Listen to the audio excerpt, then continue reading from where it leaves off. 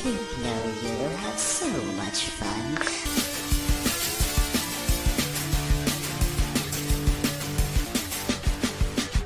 Yes, hello, I am James Rowlands, and today it's the WNR389. It's a Halloween special 2021. It's the WNR 6th Halloween special, but for the very first time, I have the pleasure to be joined by the entire WNR team. So we start off with Monty. How you doing, man?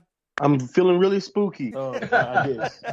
Trying my best. Well, like really I said, spooky. How are you? I am fine, thank you very much, and I love Halloween time, and I think you're going to realise on this show, tackles every year. We've got Monty, we also got Jaxie. How you doing? Hello, happy Spooktober, everyone.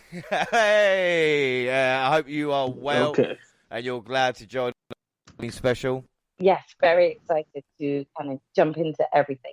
Without a doubt, and then last but by no means least, the ultimate one. How you doing, man? I'm good, man. I'm just excited to be here, talk about everything. WWE, New Japan, Impact, whatever. You know, I'm down with it. I got a lot to say today.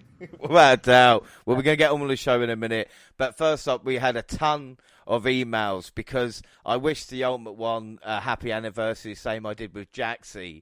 But it seems that even though me and Monty had 2 NXT episodes together, I didn't actually mention it. So I've got to say, Monty, I am sorry. October 5th was our 1-year anniversary. I can't believe I didn't even go to the garage and get some flowers. I completely forgot. That's horrible. I'm glad you finally mentioned it. Thank you. It's about time. No, I'm sorry. I'm not really that sentimental. So honestly, I didn't even know.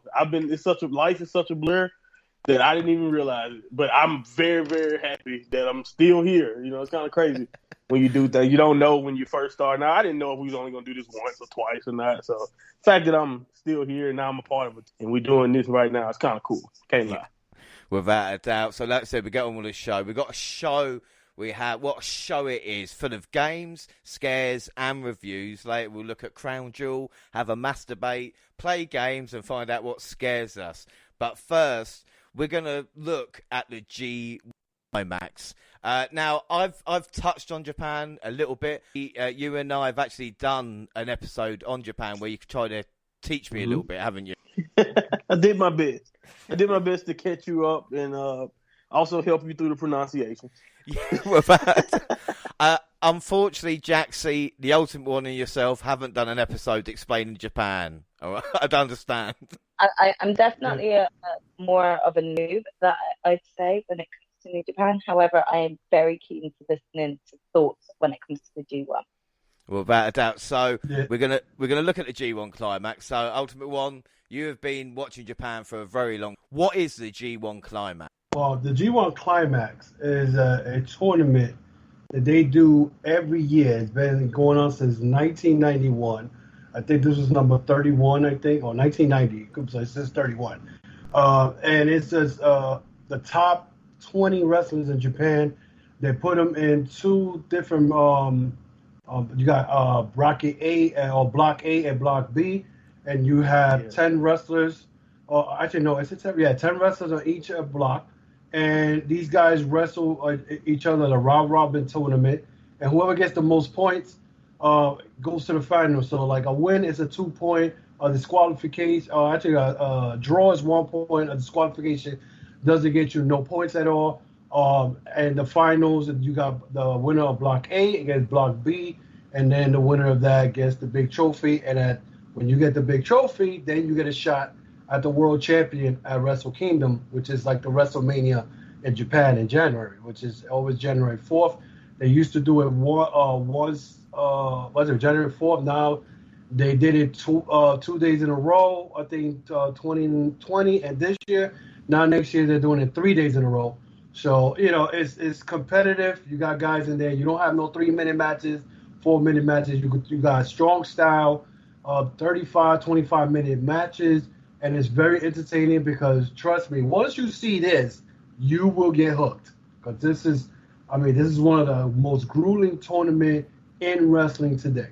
Right, so what I'm working out is the G1 Climax is a bit like the Royal Rumble. You've got the best from Japan, and the winner of that goes and gets a title shot at their equivalent of WrestleMania. That's about right there, yeah? Yeah.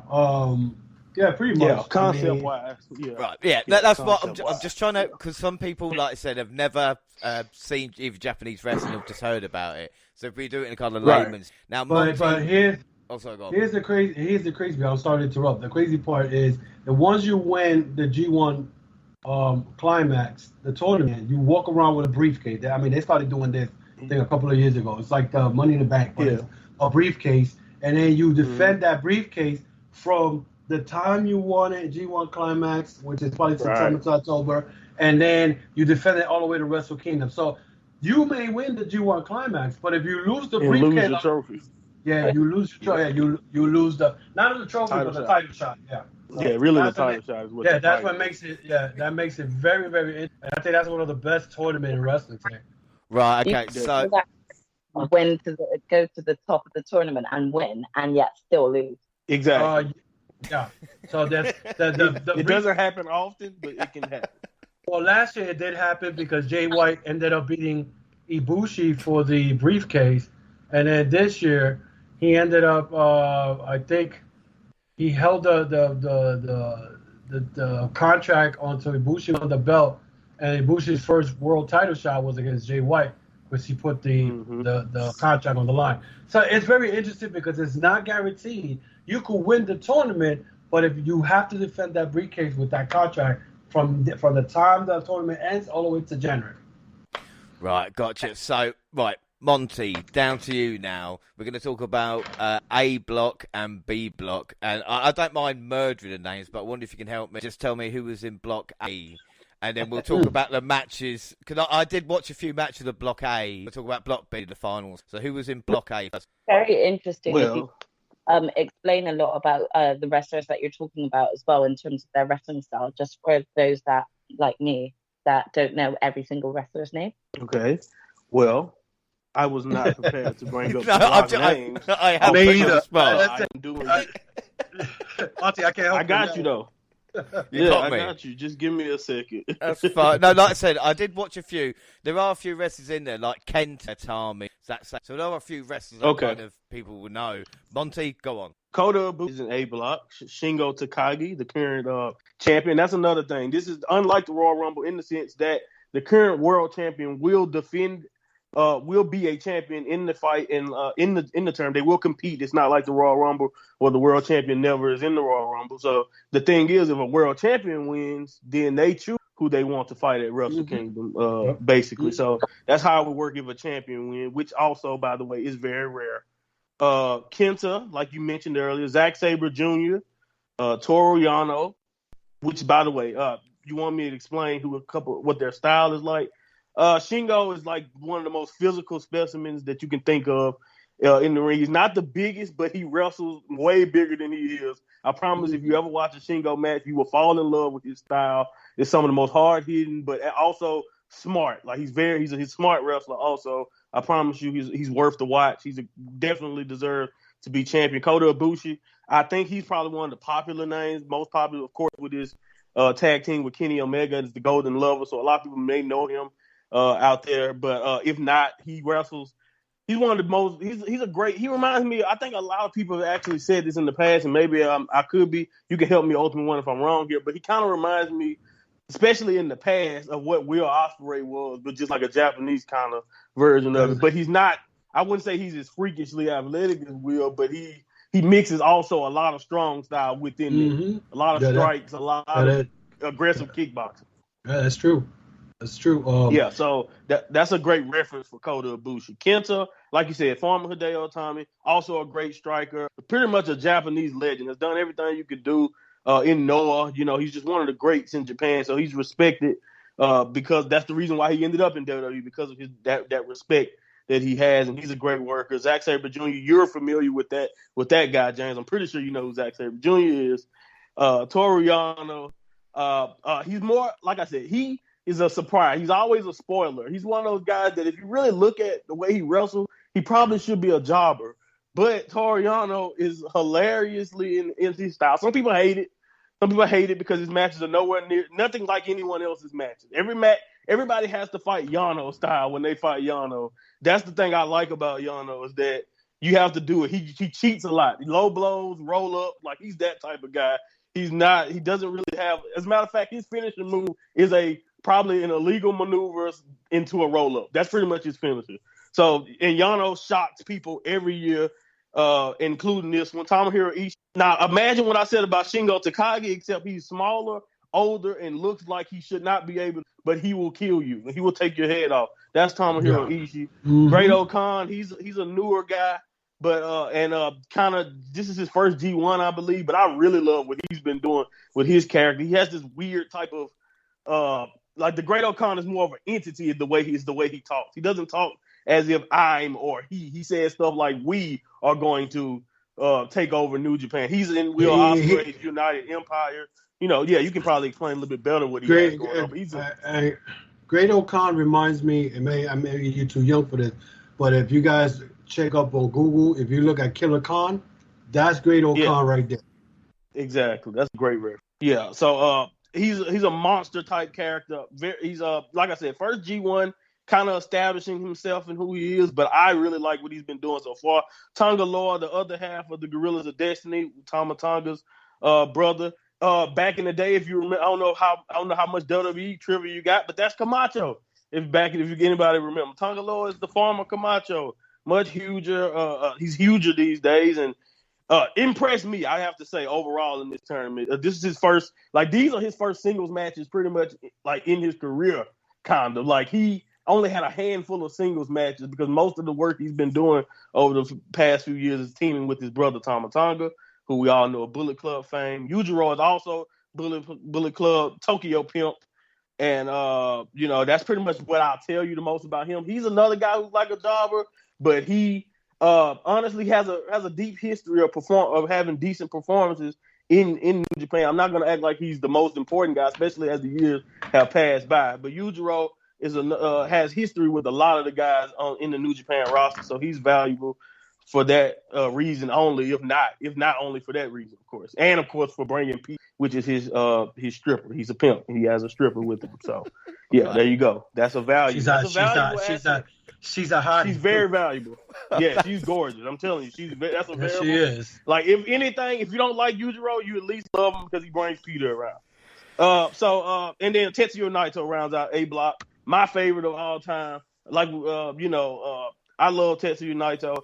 I don't really even know how to explain to you his in-ring style. He's willing to do anything, but what I love the most is his character, especially a few years back when he finally got over the hump and became IW World Champion the first time many moons ago now. I think 2016 it was, or whatever. You talking about Takahashi? No, I'm talking about Naito. Tetsuya Naito. Oh, no. In his original run, not the double title run, but the original title belt when he just didn't care about anything. Like he used to throw the title belt around. Yeah, he didn't care. Like I love that version of Tetsuya Naito. Now he's basically one of the pillars of the company. It's Okada and Naito in Ibushi's world over here in New Japan, and Naito is definitely one of those staples. So look, he's kind of like up there with Tanahashi, with Okada. Right. So you want me to go to B block now? That's No. I want you to leave it there. No, thank you very much, Monty, for the informative information. Jaxie, did that help you in any way whatsoever? It was a lot. No, I actually really enjoy hearing about all these different characters that are involved within this tournament. So it makes it more exciting with you guys going into talking about it now. All right, so we're going to look at A block, and there's a couple of matches that I watched, and then I'll ask Ultimate One anything that I've missed out. I watched Kenta versus Ishii, which was an absolute war. And Ishii reminds me of kind of Rhino from Spider-Man. Just kind of got that build, just go through. That was a war. Zack Sabre Jr. versus Ibushi, which should have been the final. 5 years since both declined a WWE contract and decided they were better elsewhere. I think it shows. Good job, by the way. Yeah, maybe right. Good move. Well, some people don't. Fucking great move. Because now, where's the classic now? Well, there was great wrestling in this match with submissions to die for. Zack Sabre Jr. got the win. Kenta, love the styles of both men. Kenta, a cracking. And then, of course, the finals. The other matches that I've missed out in that block A that stand out to you, Ultimate One? Which one? The A block? Yeah. Let me put it this way. In the A block, first of all, the fact that Yujiro Takahashi ended up beating Ibushi in the first match. On the first night. In the first night, he beat him and pinned him, which was which threw me off. I'm like, wow. Then there was the which match? Also the Zack Sabre Jr. beating Naito and just taking him out completely. Oh my goodness. And I think he tore ACL and MCL, so he's gonna be out for a while. Shingo Takagi getting pinned, or actually submitted to Zack Sabre Jr., which I mean, right now because Will Ospreay's still walking around with the original world title. I see Zack Sabre and Takagi going at it at Power Struggle. Toru Yano, who the hell Toru Yano beat Kenta? Cheating, of course. I think he beat him. I'm not sure, but I think that like I said, I didn't get to see all the matches as far, but the best match I love, I think what I got to see from the time it started to October 4th, because I still got to catch up to it. I think that Tomohiro Ishii and Kenta match, that shit, oof, that was physical. Yeah. I thought about when Ishii hits you a chop in your chest, you're not going to feel it only in the chest, you're going to feel it in your throat, because he hits those chops hard. And the match, I think, another match that I enjoyed with Ishii was him and Zack Sabre Jr. I mean, that was retarded. Listen, I mean, these guys put it out there. Great Khan, that's one guy I'm gonna tell you right now. Don't sleep with him. He's part of the Empire with Will Ospreay. That's one guy. Don't sleep with him. This is a guy who went to excursion to Europe and Red Pro, and came back looking like Killer Khan. I'm like, wow. So it was a fun A block for me with what I saw. But the biggest upset to me was Junior Takahashi beating Ibushi. Now, we're talking about Ibushi's been in the finals 3 years in a row, and including this year, which would have been 4 years in a row, won it twice, and you get pinned by a guy. I'm not saying that Yujiro Takahashi is a nobody, because this guy was a former never open weight champion back in there. He had crazy feuds with Ishii, but that was a shock because you don't expect a guy like that, because he'll be in a 6-man, 10-man tag, and he'll probably get pinned. Right. He plays the jobber role. But this was a surprise. Yeah. Well, sorry, go on. Was it a decent match, even though it was a surprise? It was a decent match. But, even though it's a decent match, the thing is that you expect Ibushi to win because he's the popular guy. He's the guy who's been there, who won in the last 2 years. And was there 3 years in a row. And when that happens on the first round, even the commentator, Kevin Kelly, was like, wow, what an upset. When you got Kevin Kelly saying, what an upset, it is an upset. Oh, there's a couple of those, too. Yeah. There was a lot of stuff. And when you guys finished up with the blocks, I pretty much, to me, the way when I look at the G1 Climax and the tournament, I love it because then storylines are built through that. Yeah, so, exactly. And Monty mentioned about Shingo Takagi. If you want to see Shingo Takagi, a great match Shingo Takagi had, go back to May 3rd with Shingo Takagi against Will Ospreay. That's when Will Ospreay got hurt. Yeah. That match every time was they fight, ridiculous. Yeah. Anytime Ospreay and Shingo fight, just my God. You will love it. I promise you. And this guy has wrestled, I believe, in the New Japan Cup finals. Yeah. That they fought for the world title. They wrestled in Super Juniors, by the way. Yes. So I'm telling you, if you want to watch great wrestling, that's the matches. Well, weirdly enough, it came down to Go, Ibushi, Zack Sabre Jr. and Kenta had all topped the A block heading to the final round of matches. If it was WWE, people say, well, can't make that up, can you really? But because it's Japan, we'll leave it alone. So we get Kenta versus Ibushi in the final match, and whoever won that got through. And Kota Ibushi won, compete in the G1 Climax final for the 4th year in a row. I thought it was a great match, but I thought the ref bump needed. But then again, that is just me. And the A block stand is Kota Ibushi won with 14 points, Kenta with 12 points, because that's in the end. And then on to B block. Monty is there. Okay. So in B block, you had Jeff Cobb Kazuchika Okada, the ace. I would say currently the ace, but we all know who got the ace in name. That's Hiroshi Tanahashi, so he's the ace of New Japan. That's one a of the John biggest Cena of baby Japan. faces forever. Yeah, if you want, that's exactly the John Cena of Japan, and he's still going strong. And yeah, probably I don't understand how Tanahashi ages. We can talk about that another time. Anyway, Evil, another great character in this block. Sonata, his former tag team partner, also LIJ member. Tama Tonga, like I mentioned, Bullet Club OG, one of the only originator that's pretty much really still there. The only original Bullet Club member from the Prince Devitt Finn Balor days of New Japan. Only him and Fale are pretty much left from that original inception of Bullet Club, and Fale is away because of New Zealand being still shut down. So Yoshihashi, which is a Chaos member, one of Okada's closest friends. Haruki Goto, which is another Chaos member, one of the best. The G in G1 you stand for Goto at a period of time. That's how dominant Goto has been in this tournament. Even though he still had never won the world title. So that goes to show you what we were talking about with the G1 earlier. Goto has won the G1, I think, at least twice, and still has never been world champion. So there you go. Chase Owens, another Bullet Club member, his first G1, looking to make a name for himself. And the Prince, my guy, the opera singer who's never actually singing, Tachi, Zack Sabre Jr.'s tag team partner. One of my favorite characters. I don't know. Over the years, I've fallen for Tachi in a way to where it's like, oh my goodness, he used to be so annoying, and that's what I mean by falling for. Because like people hate, even the people in Japan did not enjoy Tachi, and just over the years with his work rate, earning his way into the heavyweight division, all types of little storylines that he has went through, and now people love Tachi in Japan and around worldwide. But that's people. You missed one. You forgot about Chase Owens. Who did I leave out? Chase Owens. I thought, my fault. Chase Owens. I thought I said that, but it's fine.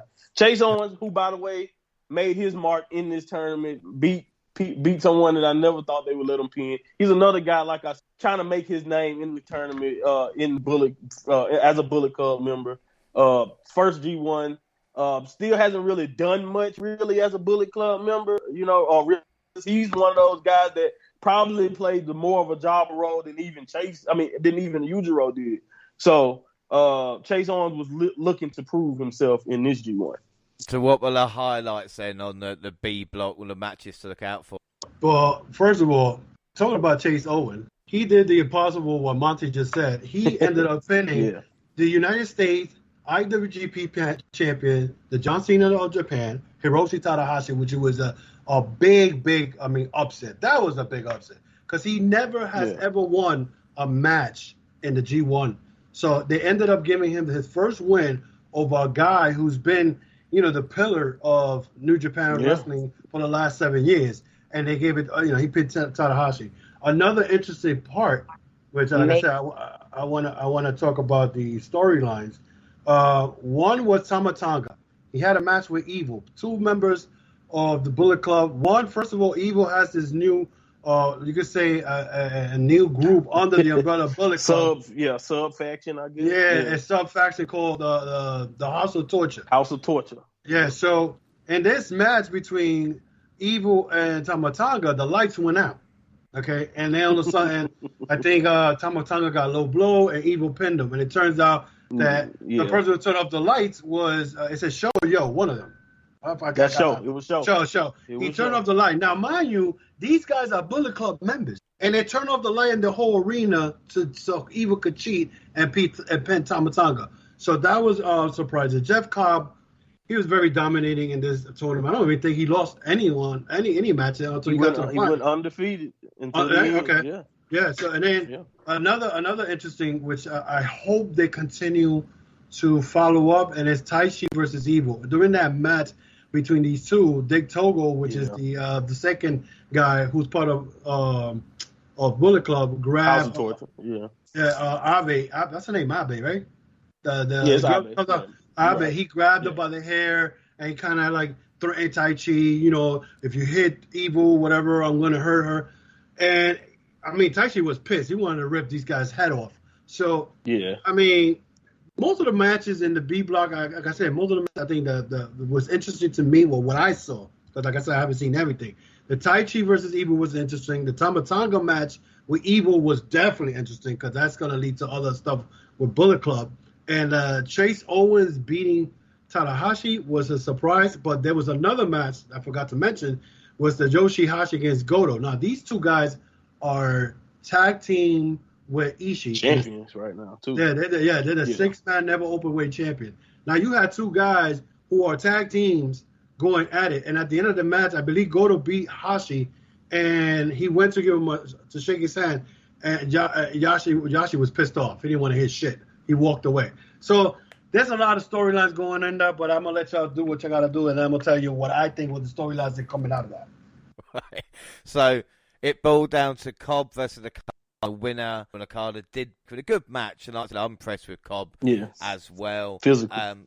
Yeah, I mean, like I said, big night ones. Okada made an appearance in the G1 finals in his first since 2014. With Ibushi, this is his third consecutive G1 finals. The two have met a total of 5 times in singles matches in their career, with Ibushi winning 3. Okada won their first 2 career bouts, while Ibushi, of course, won the last 3. So the final standing for B block, Okada 16 points, Jeff Cobb on 16 points, but I guess because Okada beat Cobb, he went through, which kind of makes sense with that. So yeah, we go through. They both lost one match.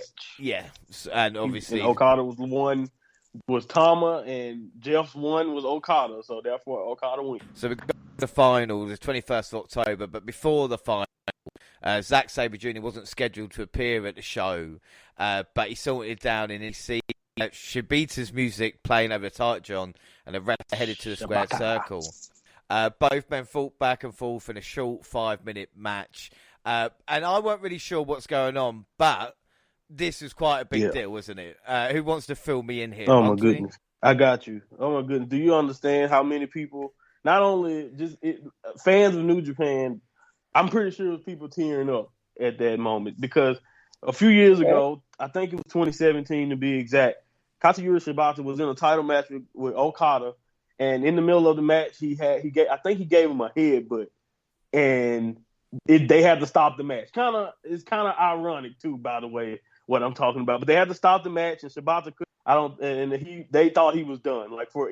He came back, I think, later that year to tell everyone this is how bad it was. He came back later that year, and took a back bump in the middle of the ring and screamed out that I am alive.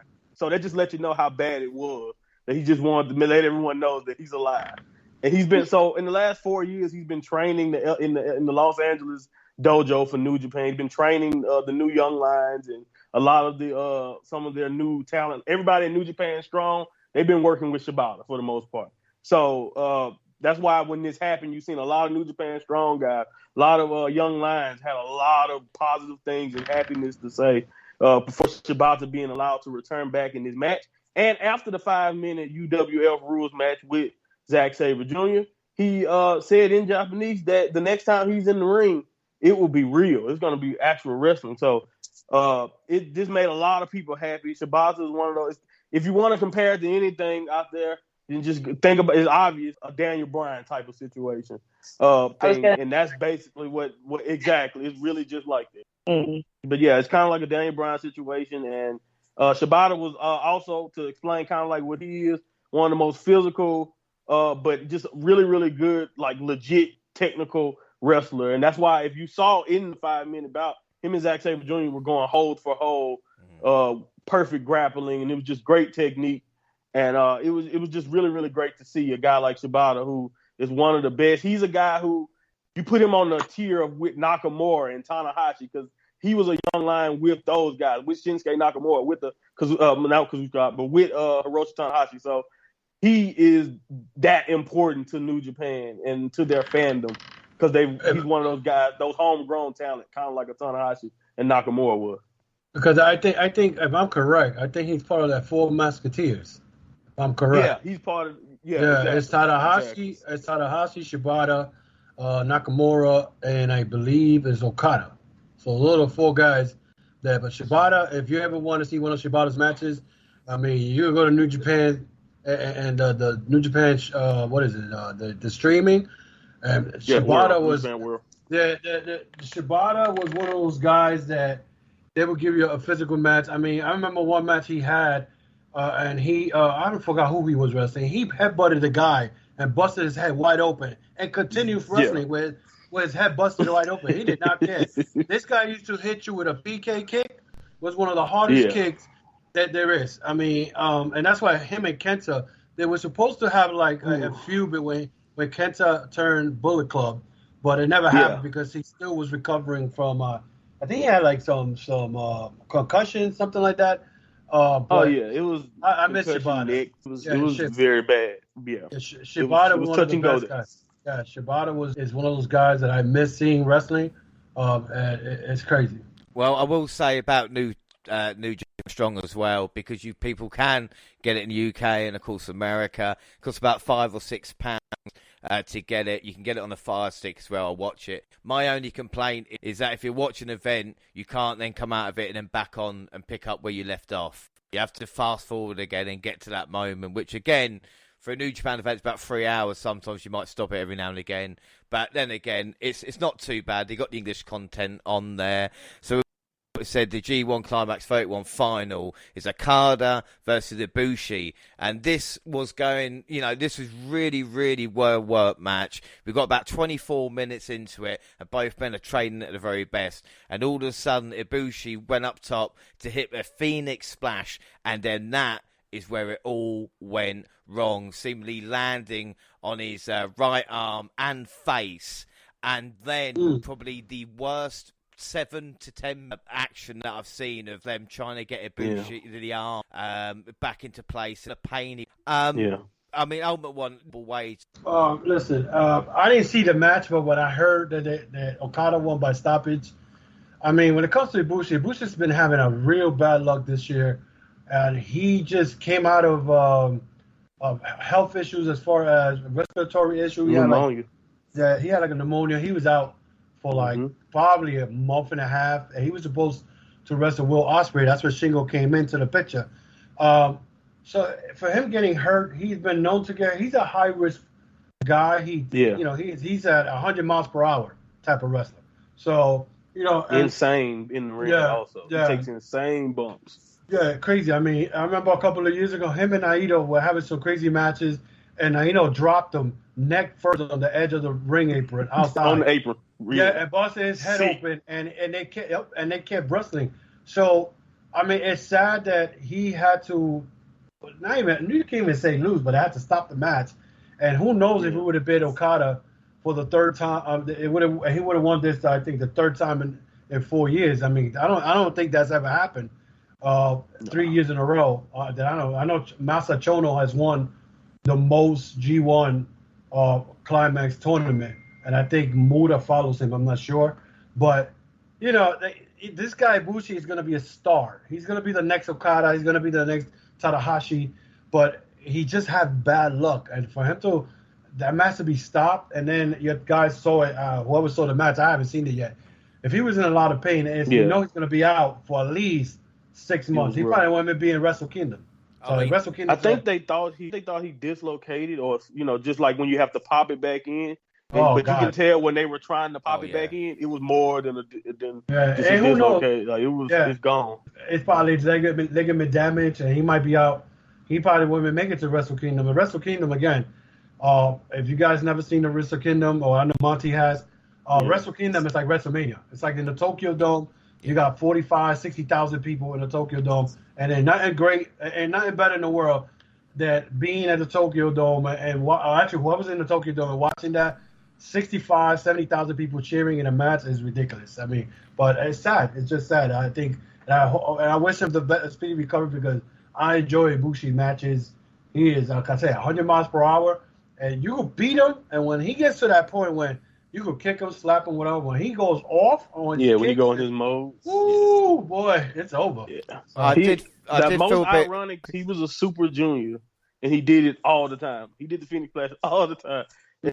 So it's just funny how it turns out when because now he brings it out he needs big moments like this match. So it's unfortunate altogether. Well, I did feel a bit sorry for the English commentator, not Kevin Kelly, but the other fella, because so I don't mean to laugh at it, but as the commentator said, through injury, a phoenix rising from the ashes, and then he injured himself on the phoenix splash, and I just thought he hyped it perfectly. He hyped it up perfectly, and it was so bad. It's so unfortunate. It's perfect. It's perfect. Yeah. So, go on. So, to me, Okada wins this again. This is what, the third time, Monty, he won this? Second? No? Third time, definitely. Yeah, overall. Yeah, I think this is the third time. But, like I said, this storyline's coming out of this. Again, I see Takahashi is going to have to defend his U.S. title against Owens. I see a lot of problems coming out of this Bullet Club thing. The one thing that we didn't mention, me and Monty didn't mention, Jay White was not in this tournament this year at all. Yeah. And so wasn't Minoru Suzuki. These guys are in the tournament every year. And I don't know if you have followed, James, but Tama Tonga has been calling out Jay White and saying, are you the real leader or not? Why wasn't you at the G1 Climax? And now on top of that, but then you got the Gorillas of Destiny, who's probably pretty much calling out the Good Brothers and Impact. So, now the question is, what's going to happen with Bullet Club? Because now Evil has this sub-faction called the House of Torture. And after that match with him and Tama Tonga, when the lights went out and Yo went and turned off the lights, now, is this some type of beef inside Bullet Club? That's something to watch. Again, the Evil maybe stop feuding with Taishi because of what he did to his girl. So this is what I love G1 Climax and New Japan, because this is what Japan does. They plan a 2-year storyline. Okay, and if you want to follow up how they do it, they got YouTube. They got like a documentary how they do this. They do 2-year storyline, and once those 2-year storyline finishes, then they go to the next another 2 years. That's why. No matter how bad, even when the Elite left New Japan, and people are like, oh my God, Japan's gonna. No, they figured ways to put matches, even though you may see the same guys wrestle, but the last match that they had will be top with the one they have currently. So it's just it's crazy. I haven't watched New Japan Strong. That's another thing that I want to keep watching, because some of the stories, especially with the Will Ospreay now. Will Ospreay's gonna come out MLW with the belt, and he's walking around with the IWGP belt. He's claiming he's the real world champion because he never got beat with it. So it's going to be interesting to see if they're going to have some type of unification match between him and Shingo, or somebody beats Shingo before Wrestle Kingdom. It's going to be very interesting. I think without doubt, like I said, with Wrestle Kingdom happening in January as well, I think we'll keep an eye out for that on our Raw episode. But all in all, I think Japan covered well there. Jaxie, does that help you understand anything just a little bit more? I feel like I could actually go and pick up New Japan Wrestling myself and actually start picking up on these things really quickly now. I think that's a really good in-depth breakdown of what's going on in New Japan. So thank you, guys. Yeah, without doubt. You can definitely tell the passion in Monty and the older one's voice. And, of course, we're going to have WWE stuff to cover in a little bit. Like I said, still got Crown Jewel and a lot of other Halloween. But up next is something Dan and myself used to do on the podcast that I want right now. And that, now we used to masturbate on all the live shows. And basically it's saying that it'd be quite in. And but basically there's 2 people. Straight away, so I will go against Monty first time round. And then it's going to be Jaxie versus the Ultimate. There's going to be a subject that you have to debate about. But here's the kick. You have to decide right.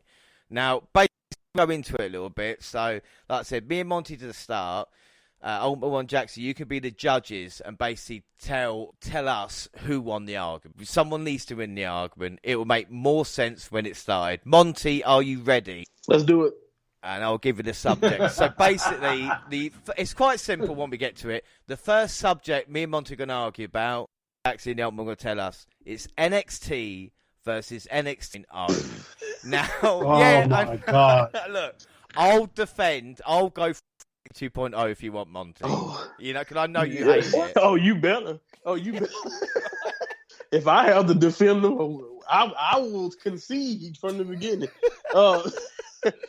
Anyway, so you want me to start? you start with your open argument, please. Tell me why NXT is better than NXT 2.0. Well, man, see, do you know why this is difficult? It's difficult because it is so many reasons I can think of why NXT is better. You know, let's just go on. Let's take it straight from just like booking in general. Let's just talk about it from NXT has more storylines that are fleshed out.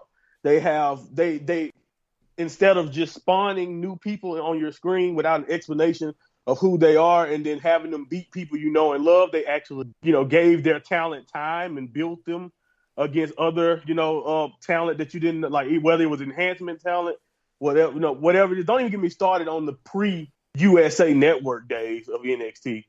I don't even want to compare. I'm talking about just, television-wise version of NXT. That version of NXT that doesn't even have the greatest NXT roster that they've had in the past just dwarfs NXT 2.0 in just something as simple as being interesting on a week-to-week basis. But hang on, Monty, can I just say something quick, though? You agree with me here. Like, NXT in 2015, 2016 was like the best, wasn't it, Yeah, and around everywhere. And you would say maybe in a few years since then it kind of dropped off in quality. Yes, it's not of the same. No, it's not. It fell off. Feels like we're in court. No, I would agree with you. No, continue. Okay, so like I was saying, overall, to just make my point clear, NXT in like character development, storylines, roster quality, women. Come on, do we want to compare this women's division to the women's division of just a few years back? I don't think you want to.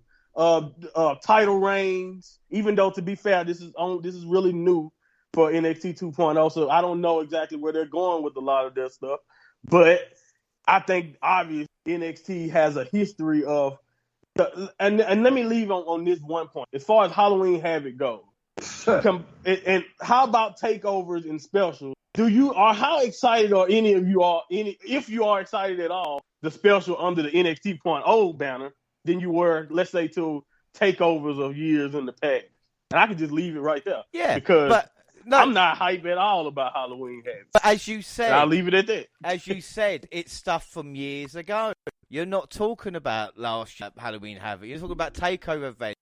Like I said, that's full. And the thing with NXT is AEW came along. And look what happened in the ratings. If NXT was that good at its time, it would have at least offered competition against AEW.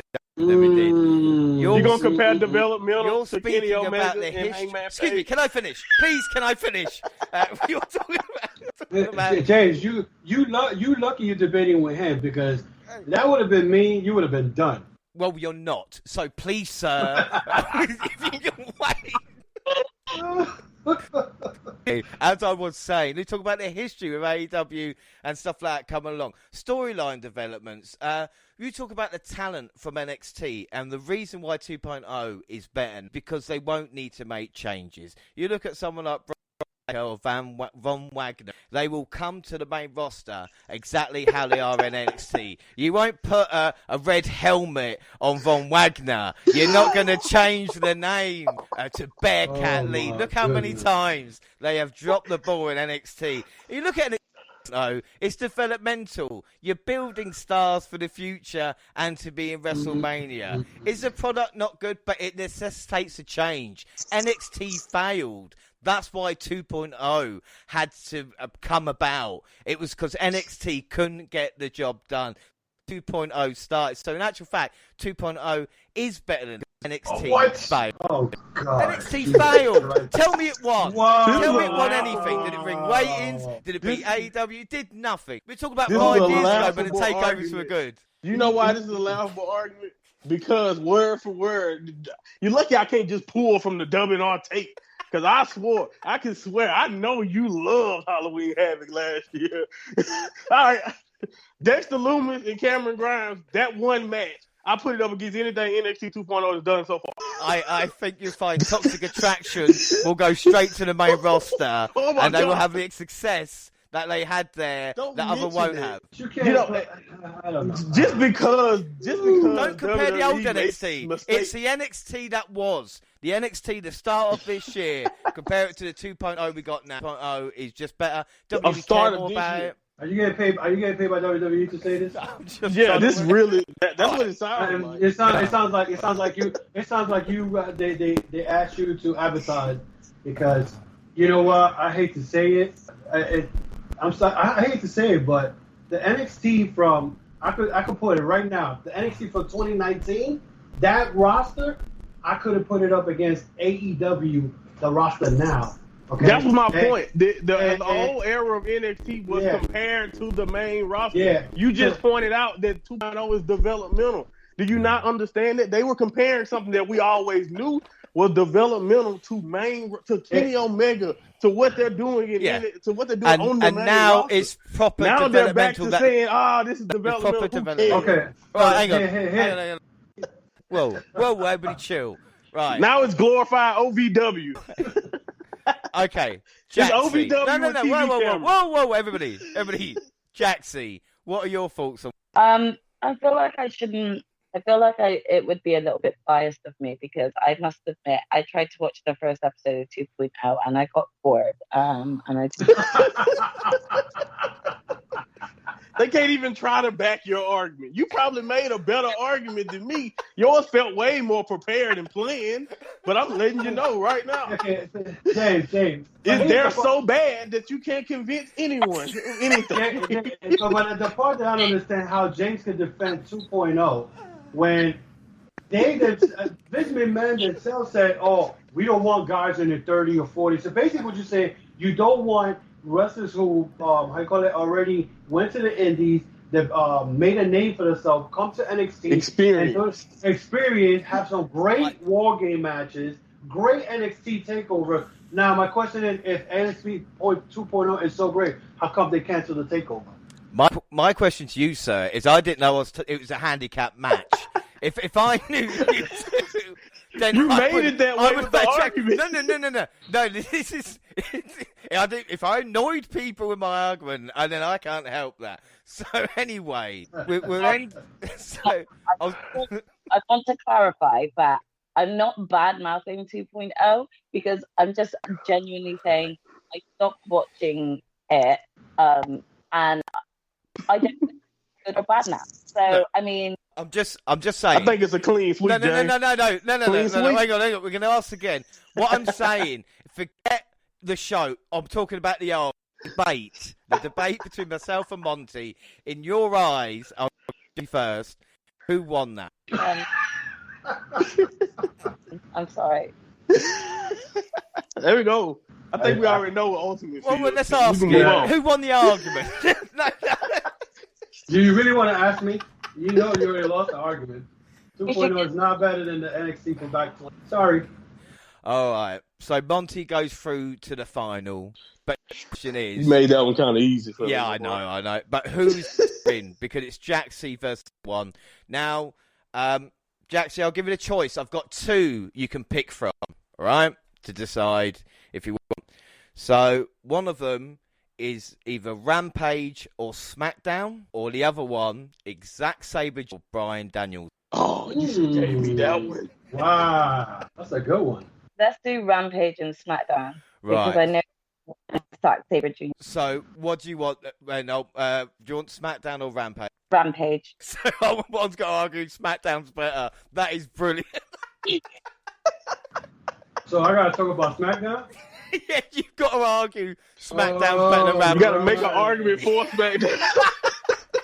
Well, I mean, who's starting first? You want to start first, John? I mean, I feel like. And then put it this way. Ladies first. Well, I mean, thank you. I really appreciate it. Although I feel like you're going to need more of a better argument, but I will definitely just come and slay straight away. So I'm just going to go ahead and put it out there that Rampage is only 1 hour long and yet does more in 1 hour and creates more content story matches than we get really consistently on a SmackDown episode. If you think about it, episodically running. Not only is it, a bigger disadvantage at the fact that, if we take adverts out for SmackDown, we roughly get around 1 hour 35, 1 hour 40 minutes, roughly.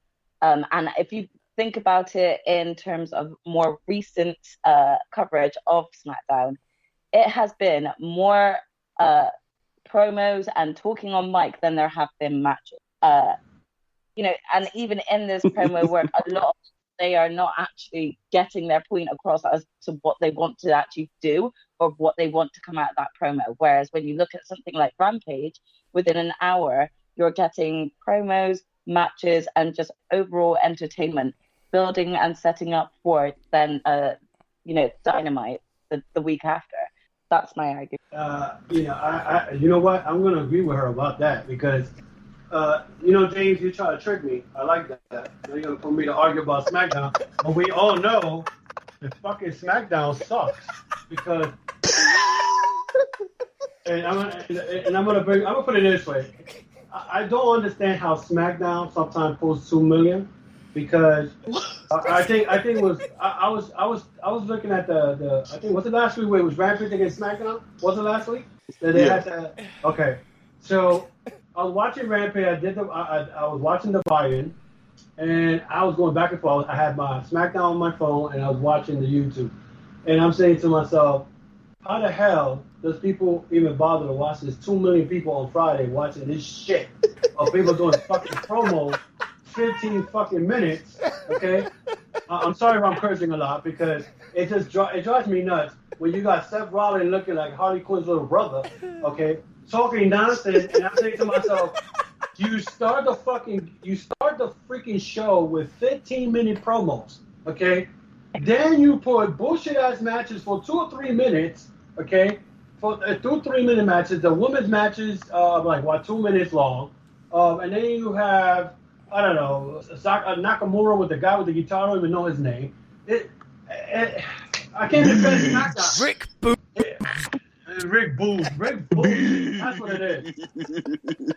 Okay, and then it's just WWE wants to put a good show. They could do it because I mean, like I said, I watched Crown Jewel, the kickoff show. And even though that match wasn't built, but you let two guys go in there and wrestle. Why they can't do this on Friday nights? Everything is promos. They start off Raw with promo. They start SmackDown with promos. And it's like, why does it have to be about promos? And that's what kills me about WWE fans. Because they're like, wrestling's not good because there are no promos. Wrestling is not about promos. So, Johnny, you won this because I agree with you. You won this because... Rampage, and when it comes to Rampage is you rarely see anybody doing promos in the back. The match, the beginning of the show, you see the match start, whether it's Daniel Garcia against CM Punk. Garcia's already in the ring. You don't see CM Punk talking about, I'm going to kick your ass, I'm going to put you to sleep. You don't see none of that. So, Jaxie, you won. I throw in the towel. So, probably the easiest mass debate we've ever had. Jaxie does win now. But Monty, you see how he didn't put that that debate with me about the NXT because he knew we were gonna lose, so he chose you. He tried. I see either way it go.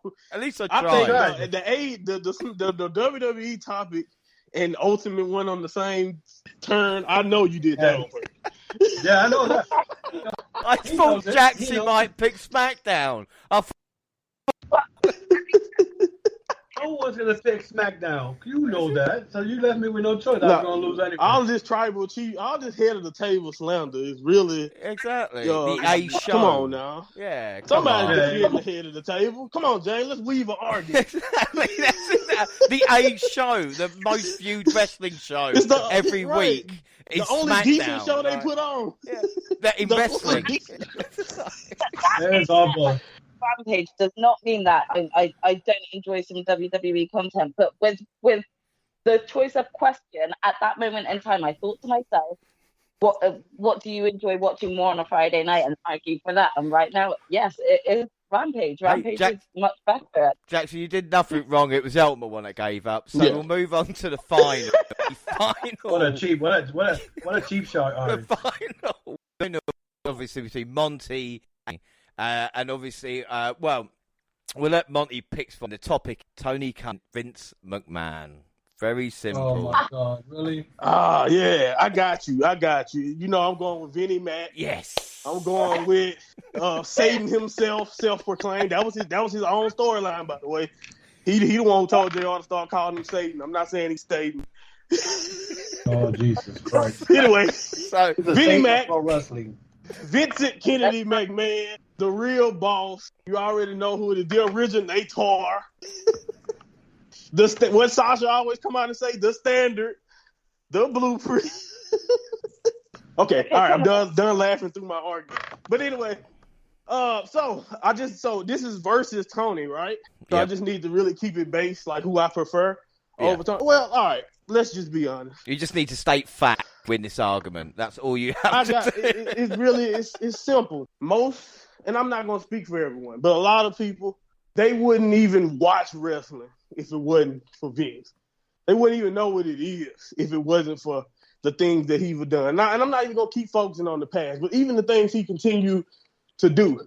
The mere fact that Tony Khan was so happy that he had a mini Twitter orgasm about winning the SmackDown ratings or being in the same ballpark or whatever the specifics were with SmackDown just proves my point. Tony knows he's looking up at a giant, and he's just happy to be mentioned in the same breath as Vincent Kennedy McMahon. He loved the fact that you fanboys get online. Oh my God, I'm probably gonna get killed for this one. But anyway, he loved that y'all get online and y'all compare him. Like, I know Tony Khan just love it. Like, oh my God, they really like me. They think I'm the example of what a boss should be. I'm going crazy over here right now. Well, please. I know Ultimate One hated it. I'm fucking losing it right here. It's Vince. The thing is, like you said, for Vince McMahon, it's correct at the moment. Anything else, Monty or Jaxie? Do you want to start your opening one? All I gotta say is that he is the originator of the game that we all love and watch and play. He is the reason why Tony Khan even wants to do it. Why do you think that demographic even matters to them? It's based on not only finances, of course, but his name record base. He wants to be in the same era as the guy, the creator of what we all enjoy, which is Vincent Kennedy McMahon. Whether you like it, like him, like things he do, like things his company do, you may not like it all, but at the end of the day, he is the Zeus of pro wrestling. Brought to you by WWE products. All right, now over to Jaxie. Tony. Okay. Well, whilst I still agree with some of the points that you brought up in terms of Vince being a veteran, Vince sort of creating that actual opening for those of us that call ourselves fans of the wrestling product. At the same time, you could also argue as to how much he's been a tyrant over all of the years growing up. You could argue that Tony Khan may be that sort of a similar case to a fanboy of Vince's, that he wants to kind of be in the same era that Vince is still running things when it comes to wrestling. But at the same time, you could also argue that Tony Khan has seen this tyrant start dwindling when it comes to wrestling, when it comes to its content, and when it comes to what the people want. Tony Khan actually a lot.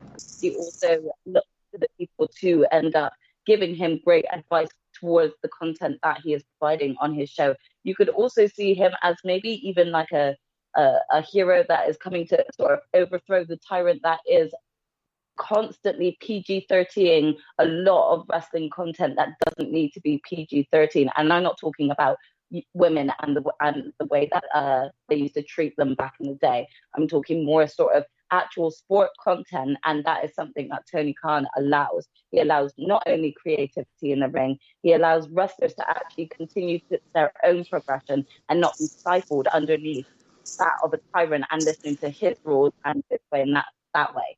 I also want to argue and say that I disagree with you saying that we all owe everything down to Vince McMahon, because it could be that Vince McMahon put on paid all this money for good shows and everything like that, but it's ultimately down to the wrestlers that he booked. And slowly but surely, over time, he's been downgrading them, he's been degrading them, and he's outright disrespected them. And it's that is giving all of that respect back. He is trying to give it more, not just to the wrestlers, but to the audience. And overall, Tony Khan is much more of a better fit than Vincent Kennedy McMahon. Done. Mic drop. Hey, excellent. Yes. Right, yes. I completely disagree with you, but no, I completely we make movies over here, James. the thing is, I think he's gonna puke. He's gonna puke. I got something to say about that. He said, Monty said that we own it to Vince McMahon, to the product, everything. Now I'm gonna take you back before Vince McMahon took over the wrestling business in the 80s, mister. First of all, I gotta give thanks to the guys from the NWA days, because WWE was nothing. Put them out of business. But the thing is that did Vince McMahon get millions and millions of dollars from his dad to start a wrestling company to become competitive with the... No, Vince McMahon was a game changer who bought out his dad and then invested the money, taking up the territories to become what it is. There's no doubt on AEW television, when they go, this guy's a Hall of Famer, this guy's a Hall of Famer, you go, yes, for another company, because people look at Rock and Roll than that. That's the thing. Okay, here we go. WWE What Hall of Fame made by Vince McMahon. First of all, you want to talk about Hall of Famer? Who's in the Hall of Fame WWE? You got everybody. You got Krusty the Clown in WWE Hall of Fame. So as far as WWE, Sure you ain't think about Impact? No, just kidding. Oh wow, that's a shot at James. But anyway, but how you call it? Yes, McMahon has done a lot, and that's the sad part about it. The man. Don't get me wrong. McMahon used to do a lot of great shows in the 80s and 90s. His WrestleManias were great. We would go to WrestleMania 7 when he had Ultimate, or was it 6? Ultimate against Hogan. We would go to WrestleMania 18, Hogan against The Rock. He used to do great pay-per-views. Now, it's all right. You could talk about how great the man's been and what he's done or whatever. But just like LaToya Jackson, what have you done for me lately? Nothing. Nothing at all. Sorry, So, is that the same Michael one that... Jackson? Yeah, but Brock Lesnar versus Roman no. Reigns, wasn't that what you started watching WWE for again? So that would be pretty lately, wouldn't it? Hold on. But see, the only reason I watched... Head on the table. No. First of all, okay, you want to talk about Crown Jewel? Crown Jewel was an okay show. I could count how many... Spoiler alert. Okay, was a good show. It was not the greatest, but again, proves my point. If you could put a show like you did in Crown Jewel, why you can't do that on SmackDown? Why you can't do that in Raw? Every week it's been garbage. So whatever he did in the past, fine. He was the man for 20 years because other wrestling, there was no big wrestling organization. As far as Tony Khan put his money to the side and becomes a wrestling mark and shows you what type of booking he does. I mean, who saw last week he put in Daniel Bryan against Minoru Suzuki? No one. No one saw that coming. No one. And even if it beats whatever 20 minutes, 30 seconds, whatever it was, it goes to show you cannot mess with Tony Khan because this man, he's a businessman. Come on. He's a bit, no, but you gotta look at it. The mark with the checkbook. Yeah, and the thing with Tony Khan. I'm glad you said that. You said that he's a mark. Argument literally over he got Daddy's money to actually run this, then shit, get over it, man, because not everyone's got all the money in the world to be able to like just outright create their own company and stuff like that. Why not take advantage where you can? Exactly. Of those, much like Donald Trump did, and like Trump and Khan, I can see exactly where you're coming from. Yeah, no, you're right. Taking Daddy's money to build an empire. Yeah, no, that... Whoa. So ain't McMahon doing the same shit? McMahon's doing the same thing. He grabbed his money and built an empire, right? He built the empire from the ground up. That's the whole point. But Tony Khan ain't what it is now when he got it from his dad. He's crazy. Exactly, he got it from his dad, right? He bought it from his dad. He didn't get given it. He didn't get given it. No, he had to earn it. Yeah, he bought it from his dad when his dad had cancer, so he pretty much swiped it over under his feet. So swiped off a dead man. Is that what swipe it? He swiped it over his feet. Swiped it from a dead man's cold hands. That's... Listen to me. The bottom line is, you could talk whatever you want about what he did in the past. That's the past. What has he done lately? Nothing. Crown Jewel. I got this. This is what I got. And then to top it off, here's something crazy. Here in New York, right, in Long Island, they opened a new arena, right, the UBS Arena, right? He has 7,000 tickets that he could have sold up front. You know how many tickets he sold? 2,000. So you tell me that's not a problem for WWE. They only put good matches when they want to. Well, the thing is with that is that I don't think Cody was offering a free photograph and bring your flag for $10. So if they were doing that at the WWE event, it probably would have sold a bit better like AEW did in Miami, you know. Listen, but at the end of the day, when was the last time WWE ever put 20,000 people in an arena? They just went to Did the you kingdom of seriously Saudi Arabia. No. We're not talking about blood money Saudi Arabia. We're not talking about that. We're talking about the United States. When was the last time WWE put, besides WrestleMania, when was the last time they put a house show? SummerSlam was SummerSlam. Again, Extreme Rules with no Extreme Rules matches. He did it then too. No pay-per-view. No pay-per-view. Oh, come on. No pay-per-view. House shows. Where was the last house show in some shit town, I'm sure. And I'm just England. He did a house show. Yeah, what about Europe? Yeah. Europe. No, we're talking about United States. I see. Come on. When was the last time they put 20,000? This is my last line for the debate. This is my last line. One of these guys are a genius. One of them is a fan around genius. So that's and the one that's a genius is Vince McMahon. And I'm leaving it right there. No, I don't believe that for a second. I think that there is some look like that. The way that you can see Tony Khan is someone who is very passionate about the business, grown up passionate about it, wants to do better by the product, by the content that we're all being denied. This fan loyalty. Just before, no, don't get me wrong. Go ahead, Jackie. Go ahead. If it wasn't for the fact that we actually even had someone like Tony Khan getting the balls to stand up and be like, yeah, I want to create my own AEW content, we wouldn't even have a rivalry where Vince McMahon actually create decent content. Now you actually see WWE trying to create content that we actually want to see. And that is something that he's lacked sorely over the years prior to AEW coming out. And it's thanks to Tony Khan and him creating a new company as to why there is spark, there is life that is still left in WWE. And that's what I feel. Like, I don't think we're going to come to a common ground on this argument. I think, but acknowledge Vinnie Mac. But the thing about it, it's not comparing Tony Khan to Vince McMahon. It's comparing Tony Khan to Eric Bischoff.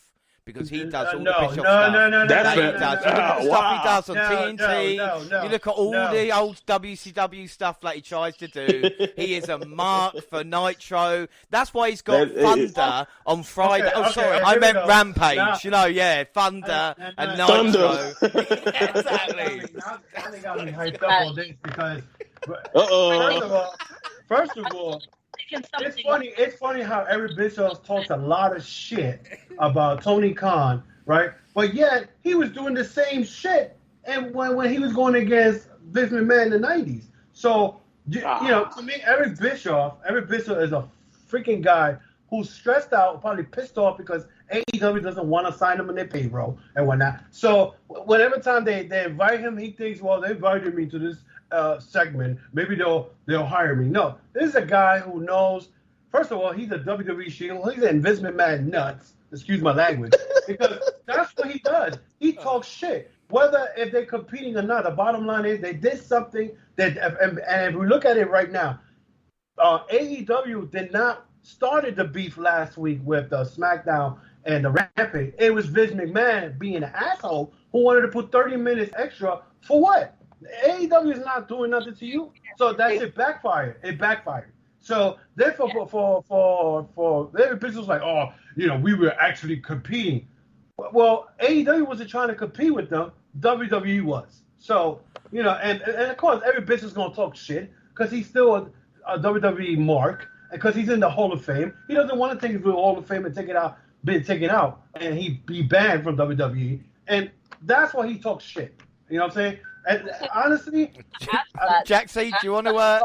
This is actually your argument, Jaxie. So I don't know if you want to add anything to it. No, I mean, like, just to add to that, alongside it, like as he rightfully said about Eric Bischoff not actually fully being signed with, AEW. He's not looking to burn those bridges. But I mean, you all want to kind of look at it like Tony Khan's just kind of mimicking this, that, and the other, but all I see is him actually trying to bring back a lot of what he was passionate about and what got him into wrestling in the first place.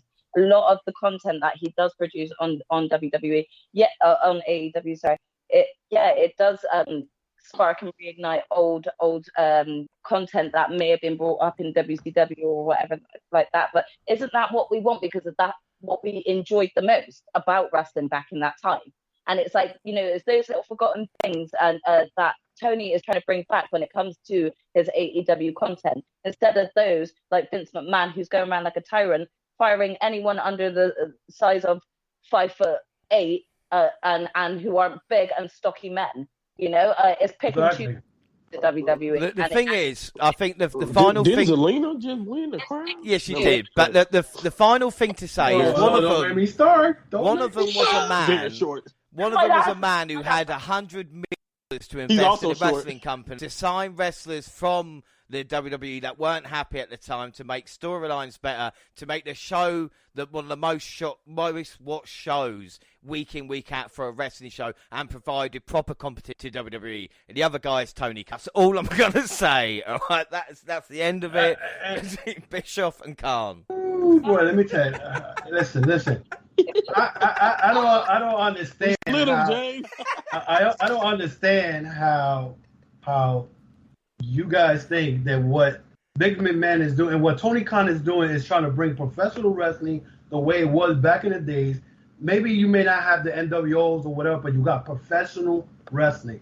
So Vince McMahon's been bringing you garbage for the last 3 years, when I still remember the promo with him, his son, his daughter, Triple H. Oh, we're going to give you good new content, new fresh matches. I'm still waiting.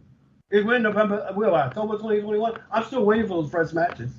Yeah, whereas we can watch the NWO rip-off the Elite on Dynamite and Rampage doing the same shit they were doing 20 years previously. I'm still waiting on an actual women's storyline in AEW. Women's wrestling storyline. Be nice. AEW is sports entertainment. Like, there's a different element to it. All we get mainly is like the drama that never amounts to anything when it comes to WWE content, because either Vince halfway through just grows bored and decides, I don't want that, doesn't care about how bad he makes the wrestlers look, and buries his wrestlers. And then you've got someone like Tony, who, yes, is very early on in his career as a businessman when it comes to owning a wrestling company, but someone who is picking up on original content from the past that actually worked and trying to bring that back. I mean, I don't see how you can kind of look at it as Vince doing all of that, because Vince ain't doing shit. Vince ain't doing shit. Amen to that. And you think Tony Khan's doing everything? Like Monty said, it's a smart man with money around people that know about the wrestling industry, and when he gets tired of it, we saw it. Let me ask you a he question. was jotting down on a notepad at the Fulham game, like the AEW cards, like he was doing a fucking, just. And then he got surprised the media saw it. And it's like, Tony, you're meant to be professional, mate. Don't jot notes down whilst you're on TV. Like, don't be at Fulham. Concentrate on one thing or the other. But here, I'm glad you say that. He says that he listens to other people, right? They're around him, which are wrestlers, right? So what's the WWE Vince McMahon listens to? Bruce Pritchard, who don't know shit, almost fucking took Impact out of business. Then you got Joe Laurinaitis, People Power, who as a wrestler was nothing, they didn't win shit in his fucking career. And they got 36 writers who can't fucking come up with a fucking storyline for any of those people every week. And a story for me. Thank you very much. I'll tell you what we're going to do. We're going to pin it now. In a couple of weeks' time, we've got an AEW live show coming up. And at that point, we'll do WWE versus AEW in a mass debate, and we'll see. But excellent. we'd get so And involved. by the as way, we I did. got Jackson. You won the argument. Well, James, tell me You won the argument, Monty. Monty. Thank you. It's time. Nobody won that argument, I Right. guess. So let's Monty, move you on. won. 2-1. I agree to disagree. At least I have someone on my side.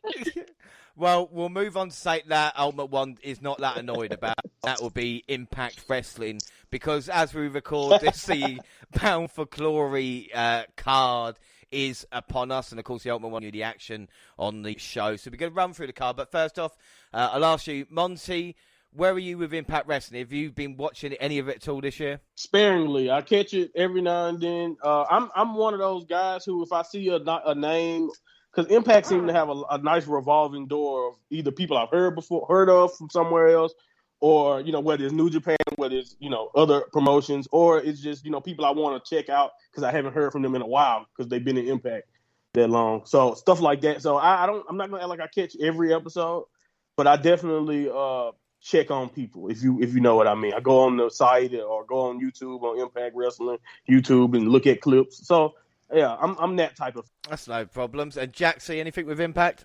I have to agree. I'm pretty much the same.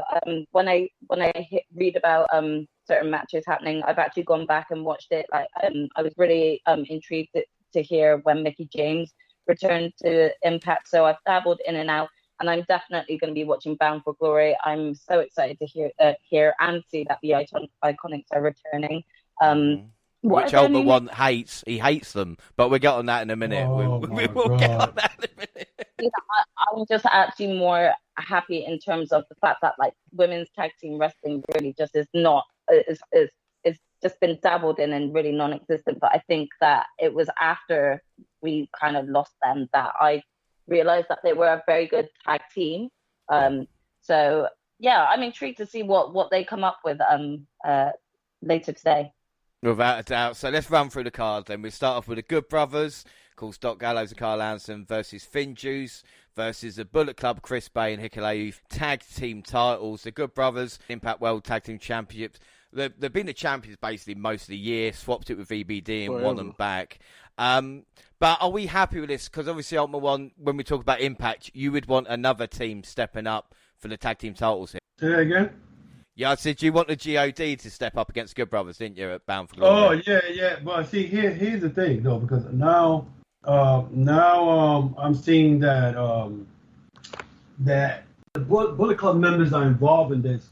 So most likely, GOD may pop out because, the G1 Climax is over with, but then again, you got Fit Juice also. So, I mean, again, when it comes to the tag team scene, with Impact, it's not that rich with tag team. So, I mean, let me put it this way: if GOD does not come out in this pay-per-view, it's not gonna happen. I'll say it like that. Yeah, I think I don't see the Good Brothers losing those titles anytime soon.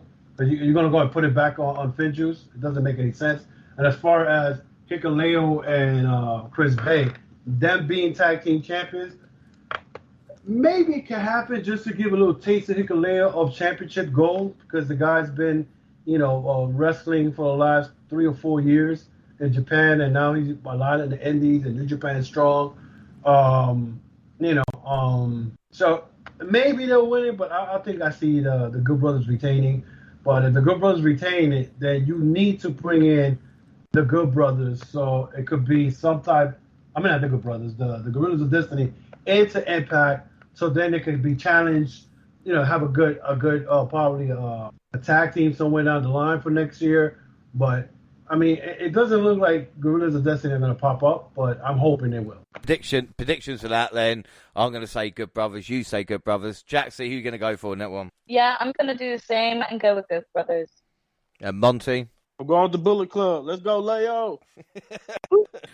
Next match is the Digital Media Championship, a new title created by Impact. Oh, man, I hate that name. I hate that name. It will be defended on Digital Media. It's John Skyler, Crazy Steve, Falabelle, Jordan Grace, Chelsea Green, and Madison Rain. Yes, it is intergender. So, Monty, why do you hate the name for? What the fuck is Digital Media? Exactly. That's the same That's a shit good that is literally the perfect I didn't even have to say anything. That is the perfect explanation for why I hate that name. But I know what it is. That's the worst part because that's literally a department where I went to college. So when I went to college, it was a department for digital media. So I hate it just by the fact it reminds me of school. It's really that simple for me. But there you go. I don't know if you've seen the picture of the title. The title reminds me of the fucking Grand Slam title they had a couple of years ago. It fucking looks horrible. I don't know it's ugly. I don't know. I don't know if it's gonna come out looking like that. But why Impact is trying so hard, like doing some shit? Why? Why? Yeah, me and James argue about this because when we do our review on Impact, I always have a complaint about something because I say Impact looks like they're gonna turn the corner and then they give you this fuck up. It's like you're going to a nice dinner and then you see a pile of dog shit somewhere in the corner. No. That goes my appetite. Kind of like what WWE did when they introduced the 24/7 belt, yeah?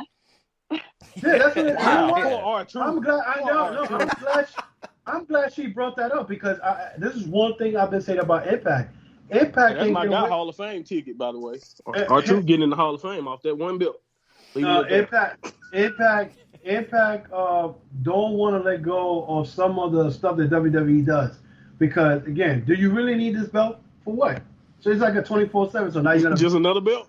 Yeah, you're gonna defend it on internet on top, on social media. I'm defending the internet. That is what I'm doing. My intention. Hold on, is this just Zack Ryder's old belt? Name something else. Just Zack Ryder's old belt. Name something else. He lost internet title. He lost the belt. He lost the belt. The internet champion. He lost the belt. So they have that. They still have that. Yeah, he lost it GCW or something like that. Yeah. So then, what the hell do you need the digital media belt for? Right. So predictions for the Digital Media Championship. Jackson, who are you going to go for? You've got Skylar, Steve, Grace, Green. You know what? I'm going to go with Chelsea Green, considering like everything that she's been through. Maybe they'll give that to her. What you saying? Yeah, prediction. I think Madison Rain for the simple fact. I'm going to tell you what. Her and what's her friend? The other one that hangs out with Tenille Dashwood. Dashwood, yeah. They do that thing with the gimmick is, they put social media stuff. So I will put it past them. They will give that belt to her. And finally, Monty, what you saying? Sound like a good choice right there. I'm going Fallah Bah just because I like Fallah Bah. I got nothing else for you. I'm going to go Jordan Grace because, Grace. I love her too, by the way. She's pretty cool. Yeah, I know what I'm saying. Yeah, she's awesome. I will say her. Up next, this has been quite a well-taken. Violent by Design. Eric Young going to go against Heath. And suffered a lot was out for and Rhino just impact contract as long as Rhino is in his corner. Rhino has not made a choice yet, so we do not know what's going to happen. So it could be Heath in a handicap match. Ultimate One, how do you think it's going down here? There we go. I want to give you the whole story right now in one nutshell. He's going to go to a handicap match. Rhino's going to come in, save the day, and they're going to win. Excellent. Monty? Simple, right to the point. I mean, because it's not for nothing, but they make it look so easy for you to see. Like I think they should have dragged it a little bit more, make it more suspense. Rhino probably don't know who to choose because he still want to be violent by design, but Heath Slater is still his friend. But they didn't even do that. So Heath Slater and Rhino for. Since this is a pay-per-view, since this is supposed to be a blow-off, this is bound for glory. I'm gonna go with what you just said. Heath's team is winning. I'll be surprised if they prevail on this, but I don't know. See what I'm talking about? Monty agrees with me. Is it? Jaxie? I'm going to go with the other team just to be different and see whether or not the outcome's any different. Nope. So the next match, it will be a triple threat for the vacant X Division Championship. It's going to be Trey Miguel versus Steve Macklin versus El Phantasmo. ELP. ELP. Why is ELP your guy for? Oh man, I'm biased. I'm 100% biased. ELP is just one of the best in the world in general. Like I've seen what he's done in Japan. I've seen him in Rev Pro. El Phantasmo was one of the best in the world. I mean, he's right up there with a Will Ospreay in the ring. And then as far as what I've gotten to see him do character wise, he's capable of anything. I love ELP. I'm biased there. And he's Bullet Club. And of course, yes. Exactly. So who are you going for that, Monty? Are you going to go for your guy? Yes, ELP, I'm biased. Let's do it. Jaxie, what you saying for this one? I'm going to go with the same. I want to go with the Bullet Club member too. Well, listen, you're probably gonna think I'm crazy. Even though I like ELP and I'm Bullet Club for life, I think Trey Miguel deserves that X Division champion. And the reason I say that, he has been every time I see him wrestle, he has improved a lot. And I think it's time to win the X Division champion. So I'm gonna go to Trey Miguel. I'm sorry, don't kill me.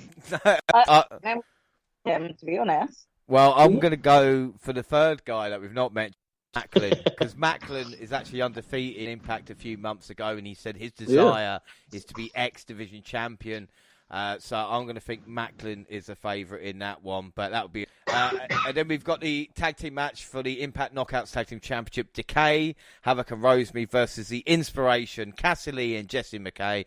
Elmer, why do you hate the Iconics? They were the most things that we've had in WWE in ages. Are you serious? Yeah, serious. Why do you hate them? Why do you hate them? They can't wrestle. They can't wrestle. They gave them the belts when they took the belts away from Sasha and Bayley to give it to these girls who have no wrestling skills. Yo, I nearly lost it. Like what? And then I already, like I told you before, when it comes to Impact, they're gonna probably give if Decay loses the belt to whatever their names are right now, I'm going to lose it because they should not be getting a title shot at all. I'm sorry, but they're getting a title shot because they come from WWE. You got to be crazy. These women can't wrestle. No, I think the Sean Spears wife could wrestle pretty a little bit as singles, but the other one sucks. It's been a while since they've been in the ring. Sorry. So I'm just Sean Spears' wife. Like, I can't. Monty, what you saying? Sorry, go on. Come on, man. Come on. Bro, when they gave them those belts, they never had, like, any time in the ring. I've read, like, they get, like, 5 minutes at a time when the matches were, when they had a match. And most of the time when they were champions, they were used for their promos. I understand that they were protecting them, but I'm saying, I can't tell you if they can wrestle or not. They never got a shot. Jaxie, go on, Jaxie. Go and get him. Go on. That was just more down to Vince McMahon's booking of women's wrestling in general. Like, let's not bull crap each other here. Even when Bayley and Sasha had the titles, exactly, between 5 to 7 minutes long. So I mean, even now, still. No, it's worse. Now it's only 2 minutes. It's even worse. We don't even have another team. I don't think right now to go. So it's even worse now. I feel like when it comes to wrestling content, I do think that both of them have the potential to be great wrestlers, but we've not had the chance to fully see that in a wrestling ring when it comes to WWE content.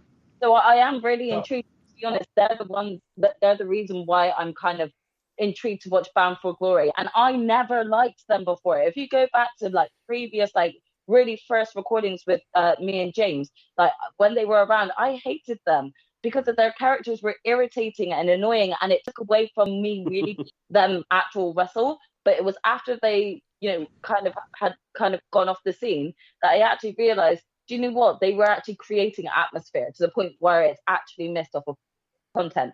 So I'm not saying that they should definitely win tonight, but what I'm saying is that I think they should be given a chance because I don't think that they were given much of one in WWE. Right. I would say, like you said, when they go to Impact, give them 2 or 3 months with probably the division that's around at the moment, the tag team division actually cares. And if you still don't like the way they're performing, then we might be able to see that. But like you know what? I'm gonna do that. I'm gonna give them the benefit of the doubt of see how they wrestle at Bound for Glory.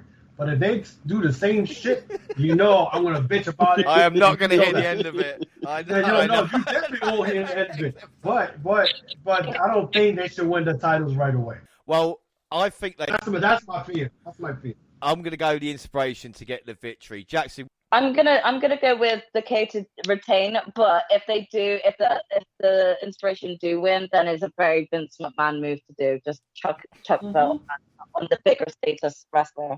Yeah, I agree with the same thing. I'm gonna K, but again, if they do give them the belts, it's because Impact They put it on them because they came from WWE, and that's the problem why Impact does not grow, because they're always looking behind their shoulder. Oh, let's see what WWE is doing. Oh, let's do it instead of creating their own stuff or whatever. Even if they win by disqualification, I'm cool with that.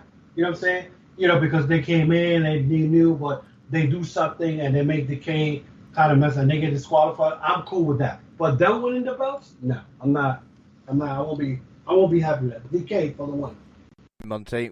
No offense to Christian, because I love Christian, but Christian is currently their world champion. So what makes you guys think they won't do a Vince McMahon type decision? I'm going with the inspiration. This is definitely going to happen. The impact is going to impact. Okay, I'm sorry. That's an excellent point. Up next, it is the Call Your Shots even gauntlet match. The winner achieves a trophy and a contract. They can vote any time within 1 year for a championship match of their choosing. We're going to have quite a few competitors, but only Rich Swann, Brian Myers, Moose, W. Morrissey and Chris Sabin have been announced. There's going to be another 15 announced competitors. How is everybody seeing this one? Ultimate One, how do you think this is? And me and you had talked about Moose, of how they push him and then they stop his momentum and all that. I know Morrissey's involved in that. Am I correct? Yes. I think that's what I saw. I would like Moose to win it. For the simple fact, this man, they shortchanged him for the last 6-8 months. Especially when he went and wrestled Omega for the belt, and they did it at the Daily Plays, and Young Bucks got involved. And ever since that, he keeps losing singles matches because he lost to Ishii at the New Japan Strong Show, which was a great match. Don't get me wrong, but I would like Moose to win it because then he'll be right back in the title picture where he belongs. I don't want Morrissey for the simple fact because Morrissey, he lost to Eddie Edwards not long ago, but I'm going for Moose. That's what I'm pushing for Moose. Monty, who are you going to go for? I'm really I'm sorry. My prediction will be way less informed than Ultimate One's. So I'm probably going to go with either Rich Swann. I'm not sure if Sami Callihan will be in there, but I like Sami, so maybe. Callahan's injured. He's out. So he's not there. Okay, cool. No. So Rich Swann is my. I got no explanation for why. Jackson, what are you saying? Can I have like an NA on this one? Because I don't really know every single wrestler that's going to be in here, and I don't really know them just even by name. Ooh, Ace Austin. God dang it. But Ace Austin, I don't think he will. I just really don't know. Yeah. But I don't watch it as often, and I only know a couple by name. So I feel like I'm just going to stay neutral on this one. That's fair enough. I'm going to go for a guy who's not even in the company that when he wins will piss everybody off because it's a WWE thing to do. I think the winner will be Titan, or as we used to know him, no. Braun Strowman. Strowman is going to debut at some point, and I reckon Bound for Glory would be a perfect opportunity for him to win their title. You don't have the train noise no more. I'm going to need a bottle of alcohol for that. I mean, I really was going to predict something along the lines of Braun Strowman. So if you did want to give me a choice, I would have probably said someone like that. But again, it's only because I heard that it through a rumor on Twitter today. So I mean, if I was to kind of go on this without knowing, I don't know why they call him Titan, but yeah, that's what I don't get. It. Why do they don't get Titan? That sounds like some. Good job. Good job. Okay. Titan. Well, it's better than W. Morrissey, I suppose. But right, the co-main event of match that I'm probably looking else is Impact on the line. Deanna Perazzo, James. Be a crack in the bill for this. We've seen Perazzo attack Mick home. Promotions trying to fight each other. But which way will it go? Jaxie, Perazzo versus Mickie James. What do you see happening? Yeah, see, so this is kind of the reason why I have been checking out Impact a hell of a lot more. And like I said, once I heard Mickie James had, sort of shown up, I was really intrigued to see what she would bring. And yeah, this has just been non-stop, full-on violence. Deanna Perazzo has been waking up and choosing violence every day. She woke up and chose violence when she decided to go to Mickey's home. inflict violence there, and I'm ready to see that violence just get thrown into the ring. So I'm really looking forward to this. I'm kind of hoping for like a real feel good story to come out of it with Mickie James winning on top, especially because of she interrupted her own home. Any bitch walking into my house, I am taking out. So deserves it. Was Magnus at home? Magnus wasn't there? I don't know. No one cares about Magnus, all right? No one cares about Nick Aldis. They've not cared in about 10 years. They're not going to now. Yeah, now you know I'm an old fan. I call him Magnus. So, Monty, what are you saying in this one? So I understand the sentiment, especially if she went full-fledged Seth Rollins / Edge, because Edge was the first person. No, with Triple H went to somebody's house too. It's a lot of house about it. Austin's done it with Pillman. Yeah, Austin, yeah, a lot of that. And I just want to let you guys know, as someone who has had jobs and all that, I never want to follow an employee home. Just want to let you guys know. So that's always interesting how wrestlers decide to solve their problems. But anyway, Deonna Perazzo, I really do not want her to lose her reign to. This is no offense to Mickie James. I think she could be a great champion. It'll make sense. Great end to the story. Wouldn't even be mad. It's just she's been champion for so long. Part of me wanted them to put over like someone new to give that's this great reign, like put over someone fresh for that spot. But I ain't mad at Mickie James win because it's been a decent enough story. So, but I'm going Perazzo. I still prevail. But break another arm. But why not? Oh, but what are you saying? I got Perazzo. You know that. Perazzo's my girl. And, Perazzo. The Mickie James Perazzo match is going to be great because Mickie James, even though she's up there in age, she could still go. And I think the whole storyline here is they're making Deonna Perazzo this female wrestler who's taking out legends, the current roster. I don't see Deonna Perazzo losing this belt, especially if now that she has two belts, the AAA and the Impact. So, I got Perazzo all day. I think she'll probably work on one body part like she always does, and she'll prevail. Yeah, I think Perazzo, I think this will be a career-defining victory for her. It'll be interesting what she does in 2022 as well, because, you could argue maybe she's completed Impact, so to speak, and where to go next as well. And then the main event, and this is a weird fact as well, because obviously it's Josh Allen gave up his X Division Championship to challenge, but Christian may be the Option C. Option C, exactly that on the one, but Christian may be the only man who has main evented a WWE pay-per-view, an AEW pay-per-view, and now an Impact pay-per-view. And if you'd have said that a couple of years ago, I don't think anybody would have believed you. Right? Yeah, that's true. That's true, yeah. That's right. So it's Christian, Josh Alexander. One, how do you see this going down on Impact's biggest show of the year? Listen, that match is going to be I think it's going to be the bombs because you got a guy who's a veteran in the business and he could give you at his age he still could go. He has shown it. He showed it in AEW when he started over there. He showed it the last couple of pay-per-view and the matches that he has. But Josh Alexander right now, and I don't know if you guys agree with me, but Josh Alexander is the hottest wrestler right now as far as his winning percentages. He has been in there in four-way matches. He wrestled guys in New Japan. He wrestled, I forgot who he just wrestled not long ago. But this guy has been unstoppable. And, I'm sure it's going to be a great match. It's going to be a banger.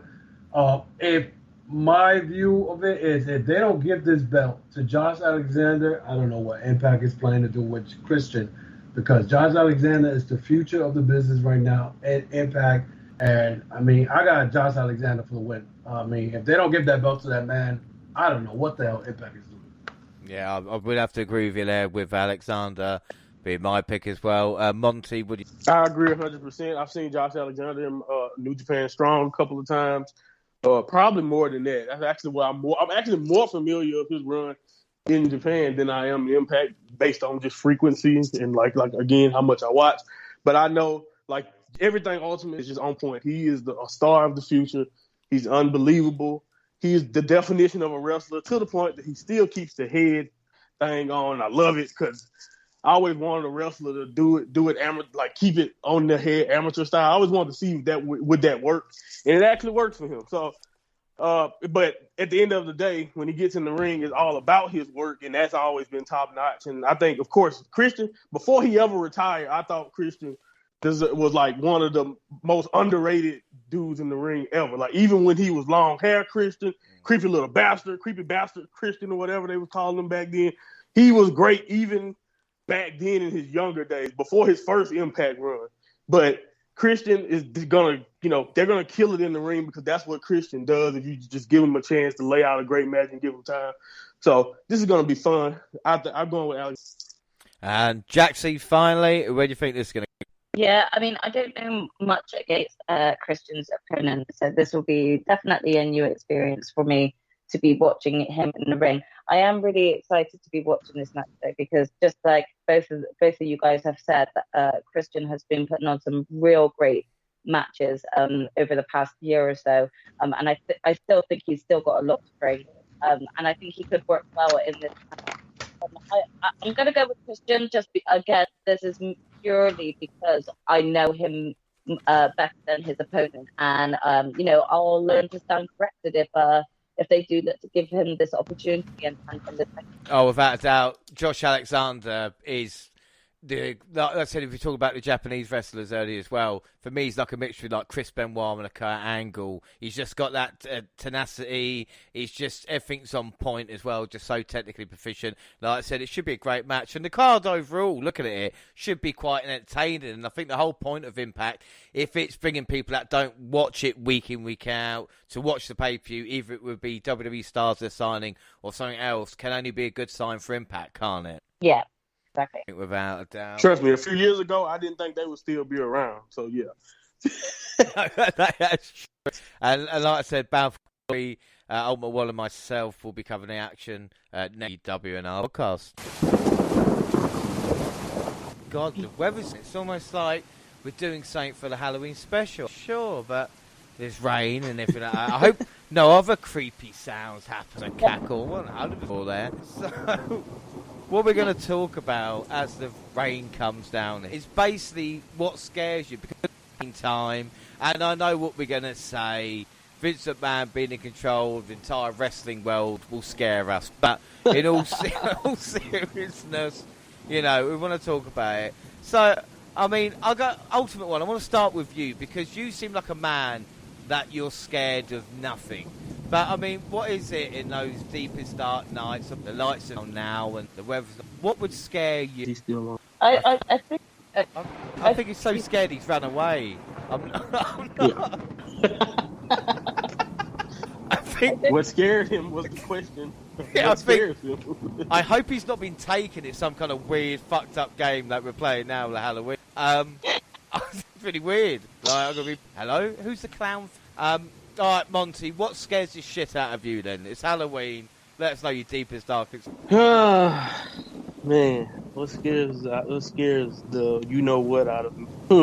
Well, we're not keeping this in the realm of wrestling, right? We're talking about that, or we're talking about... well, I say it, let me start me off. Just in life. Yeah, it's just like, creepy crawlies. I can't stand the fact of creepy crawlies. Gotcha. Like, if I'm laying there and you feel like the creepy crawlers all over, I couldn't. It's like I'm a celebrity over here, which is, I guess, like I'm like surviving, and you have to kind of be surrounded by bugs and stuff, and I just wouldn't do it. I'd tap out straight away. Okay, so, man, so growing up, I think it was snakes. I live in Louisiana. It can get kind of humid, so snakes are, and not even the most dangerous kind. It really don't matter what kind. It didn't matter. It was a snake I was running. I think that's a reasonable fear, right? So yeah, that's fine. Yeah, it's a reasonable fear. I don't know anything too dark, Yeah. So yeah, snake part. I don't want to get bit by a snake. That's all I got for you. Well, like I said, this is the thing. I don't know where Albert One's gone here. I think he's been attacked, but I'm not sure. Jack, captured. Jack, so you still there? What freaks you out then? I think in terms of just if we're talking like real fear, I'd probably say like heights. It's more like the case of I feel like I could handle them, but when I am actually up somewhere and then I look down, it's just like that is when the fear kicks in. I can handle myself and keep myself composed, say like on a Ferris wheel or something like that. So it's not like that, but it's like, you know, if you're going up on the fucking Eiffel Tower, I can start to feel that difference in the air, and I can already, you know, panicky thinking about how far up I am. Yeah, do you know what? That's actually fair. I'm surprised no one said clowns or anything like that, because I know clowns kind of freak people, you know. Like... I'm back. Hey. There wasn't no clowns in there. No clowns in there. Just gonna let you know, there wasn't no clowns. But I believe that. Around where I live. Oh. So we're talking about. We're talking about things that have scared you or freaked you out a little. What would get to you? Like I said, I know you're a big tough guy, but what kind of thing? Well, yes, clowns. I don't like clowns. Clowns. I remember I think it was about 18, 17 years ago. I went to this area where they had like a cornfield maze, and you know, you go to these places. I don't know, Monty. Oh yeah. Yeah, they got like scary. Exactly. It's dark, and they put you in a horse carriage, and you walk, and they take you to this maze, and people come out. Yeah. I know I went through a maze, and I only had a glow stick, and everything was dark, and there were little clowns popping out everywhere. Yeah, I was like, oh my God. I got scared. I really got scared. I don't like clowns. I don't like Ronald McDonald. I don't like no clowns at all. Let's just imagine you at McDonald's punching Ronald McDonald's hard as you can. No, I don't like clowns. My daughter don't like clowns. I don't like clowns. I don't like clowns at all. I gotta send you the movie It. Oh hell no! I don't watch. Listen, somebody offered me that, and I'm like, no, I'm not watching that. I'll be the wrong person to be actually talking about. Let's watch It. I went to the cinema to see both. Did we all watch horror movies? Because I don't really watch horror films. Not because it kind of scares me, but just kind of like, what's the point of putting yourself through it? It's like watching wrestling you don't like. You know, what's the point? I don't watch no horror movie. I don't like horror movies. I'm a huge fan of horror movies. I love going to the cinema to watch them. So my twin sister and I, for our birthday 2 years ago, The Nun came out in the cinema. So we decided to go and watch that in the cinema. And it was just us two and one other guy that was in the showing for that showing. And every time something scary happened, you know, it's just scare. And my sister and I would look around, and the guy would be in a different seat every single time. Oh and my God! We had a bit to drink at this point as well, so we were definitely just like shitting ourselves. So after the movie, time to go. So we actually ran to the guy and said, "Why were you moving into different seats every time there was a scary moment?" And he was like, "Because I was sat there watching it by myself, and every time I got scared, I would get up and move to a different seat." I know one movie that I saw when I was a child, and it was called Gates of Hell. That's the only movie that I think I actually walked out of the movie theater because that's how scared it was. Because I don't remember what was the story of the whole thing. I know someone was throwing up their lungs, their heart out of their mouth. I'm like, no, I can't watch. I had to walk out of the damn theater. I'm like, I can't watch this shit. I'm like, no, I can't. And ever since that, I seen Children of the Corn like back then. Maybe some Saw movie 1, 2, 3, or 4. I watched it.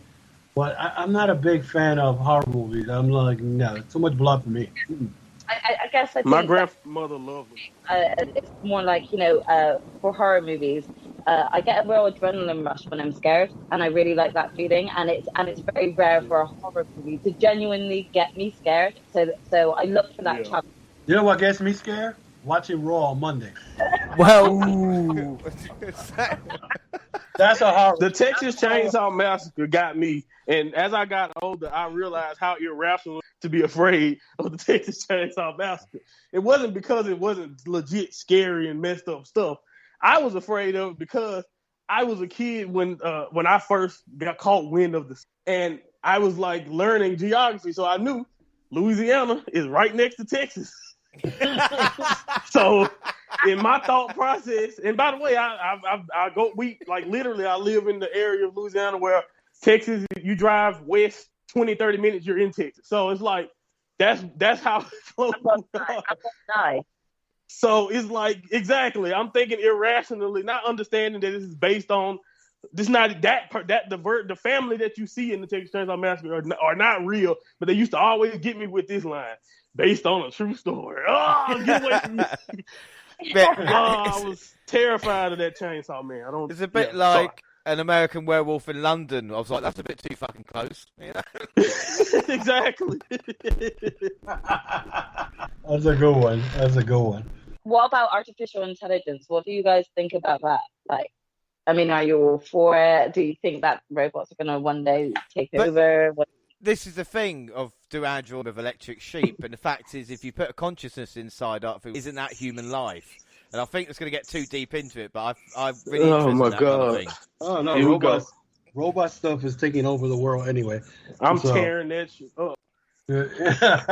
So, I mean, they you know, it's like they I mean, soon enough money won't be paper anymore. Everything's going to be computerized. Oh, man.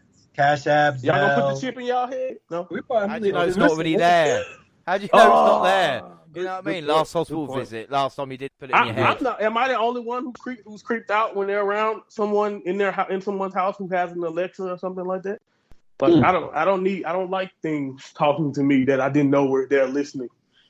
Oh, you know, it's funny. It's funny. I have an Apple Watch, and this time I'm in a conversation, and Siri pops out through my yes. Apple my God. Oh, I didn't find it. I said, what the hell did you didn't find? Like what? I wasn't talking to you, Siri. But it goes to show you, the Alexas and all that is. Life is in danger. Yes. What? Our lives are in danger, so we'll leave everybody with that at this moment in time. We'll move on, because I was trying to think of the most scariest thing. And, of course, as the Ultimate War and SmackDown with Crown as well. So now it is time for WWE. We're going to start October 15th with a super-sized SmackDown, which Edge started. And he admitted that Rollins is not Edge Light, he's his own man. He's Seth frickin' Rollins. And he said he could have gone to Rollins' home and accounted do that. He's going to put Rollins under his again. Edge looked really scary. We talk about scary man. He was very, very intense in that one. Then we get King of the Ring tournament semi-final. Finn Balor versus Sami Zayn. Zayn was in control, but Balor fought back, fired up, and ultimately DeGraff for the pinfall. This was a great match between two pros. And after weeks of chasing a match on WWE television, Naomi returned to the square circle for an advertised match with official Sonya Deville. Instead, Deville appeared and revealed it would be a handicap match against her and Baszler. Naomi chased Deville out of the ring and fought an attack by Baszler, only to fall prey to a running knee to the back. Baszler held Naomi, insulted her verbally and physically. Baszler put to sleep moments later with a clutch. She'll arrogantly pin for the win. Jaxie, what are your thoughts? Because last time you had a very opinion on the storyline. How do you think where this went? Again, still the same. I don't mean to like throw race out there as an issue all the time, right? But I cannot help but feel like I've just got some real issues with the way that they're handling this feud between Naomi and Sonya. I don't know whether or not it is meant to be eventually leading to Sonya fully coming back to the ring. However, I just think that they're going about it all wrong. I just think that the amount of disrespect that Naomi is being shown is kind of there's no justification for it. I don't see no endpoint. And if that was the case, then she would have been inserted into the Queen's crown and at least won that and been like, there, in your face, Sonya, this, that, and the other. I don't know what their big plan is between this, but everything about it, I dislike. From Shayna kind of moving to a different roster and me hoping that she was going to get that beast mode run that we were all expecting when she first debuted on the main roster, and we didn't get it. And now she's like someone else's lackey. To just Sonya and her outright mistreatment of her, I just can't help but just have bad vibes come from this feud. I either want it over and done with, or I want Sonya back in the ring for legit good and actually have a decent match with Naomi. Yeah, I think you're right. I mean, Monty, anything you want to add to that, or I think Jaxie's what I have overall, I just don't ever. I will never understand the purpose of a storyline. And think about it this way: their roster, especially in the women's division, as far as credible people that are champions, people that are credible, they're thin in the women's division anyway on credible contenders and people that you. Why would you ever? What's the point of doing a storyline where you keep one of your credible contenders, one of the best on your roster from wrestling? Like, what's the point? Like, literally, I thought that's their job to wrestle, and like she's obvious, and then like the abuse of power. How come no one has done anything exactly other than sitting there and just let her abuse her power? Since when did she get Stephanie McMahon levels of stroke? Like, she hasn't been doing it that long, so it don't make a sense on a lot of levels to me. And I hate the fact that Shayna Baszler was limited to just being like a mercenary now. Like, really? Yeah. Shayna is not a mercenary. She hurts people, but she should never just be hurting someone because someone else asked her to do it or whatever. Now, if you told me Sonya promised a SmackDown Women's title match at some point, then sure, that would at least make it seem like Shayna has a reason to do this other than, I just want to hurt somebody today, like whatever. Like it don't make no sense on a lot of levels. It just basically makes Shayna look like she's just always there to take orders rather than be the one giving the orders out. Do you know what I mean? It's like, I don't really get it. It's the complete opposite of what she was, and it's complete opposite. And even when she first debuted in the main roster, look how beast-like they had booked her, especially when it came to the Elimination Chamber. And it feels like all they're doing is just completely undoing all of that goodness that we did originally have when Shayna first debuted. And yeah, again, with the whole Naomi thing, I just think that it's ridiculous, as you said, to have someone as a veteran of that, and she's in sort of more of a top-tier feud with the likes of Bianca, Sasha, Becky, Charlotte, those, and instead she's fighting Authority just to get a fucking match. Like, the funny thing is that when I saw that Naomi went to SmackDown, I thought they were going to put her with Roman Reigns and be part of the Bloodline.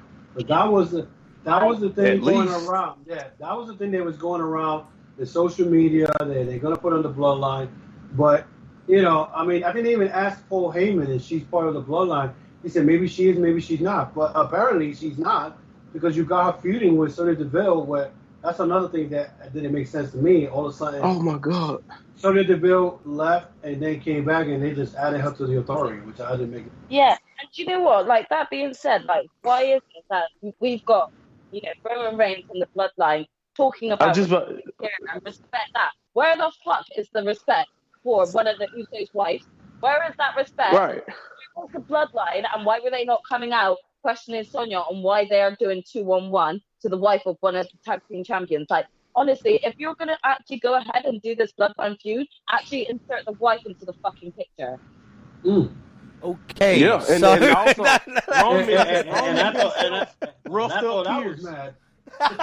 Roman himself roughed up Pierce. Nothing happened. Roman beat down Adam Pearce earlier this year and nothing happened. Brock Lesnar got suspended for what he just did, but Roman Reigns literally just did this to Adam Pearce.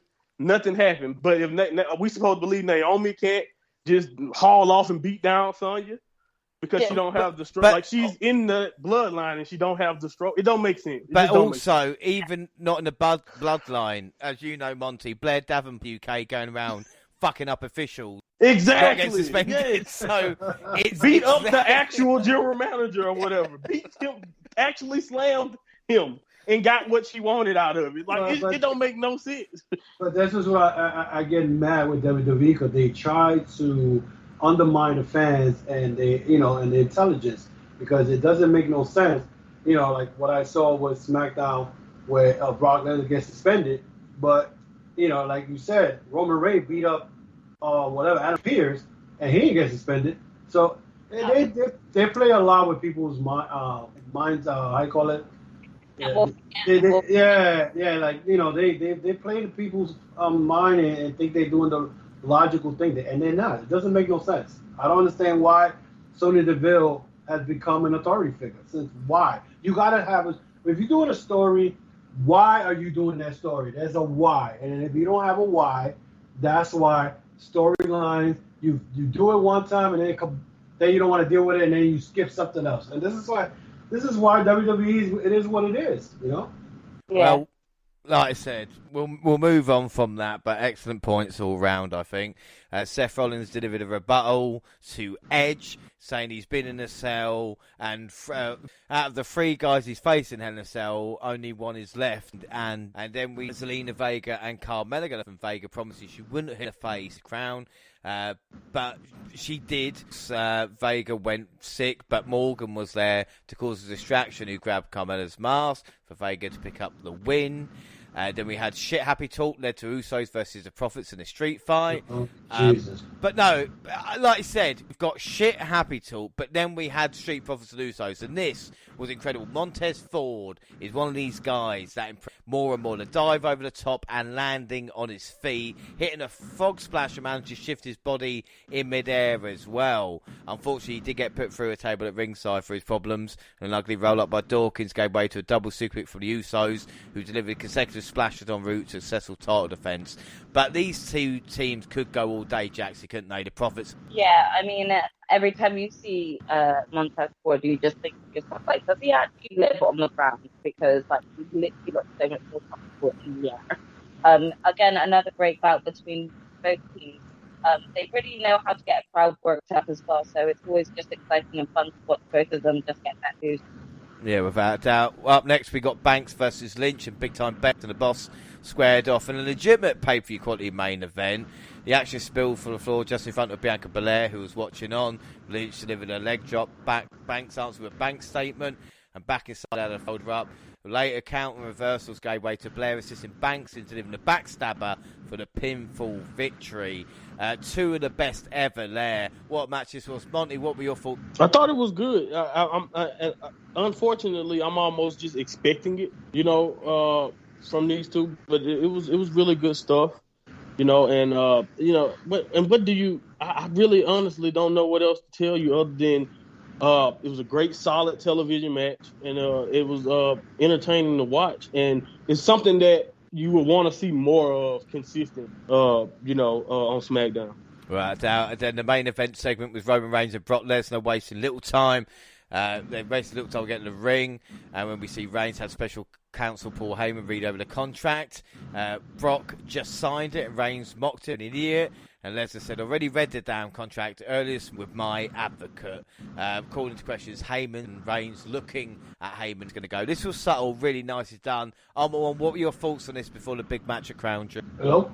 What were your thoughts on Brock Lesnar and Roman Reigns, their contract signing? I mean, I like what they did at the end because they left the cliffhanger as far as because Brock was like, I read the contract, this morning, which was perfect because now it leads to them wrestling in Crown Jewel. Now you don't know who Paul Heyman is really, does he got Roman Reigns back or he's playing Roman Reigns?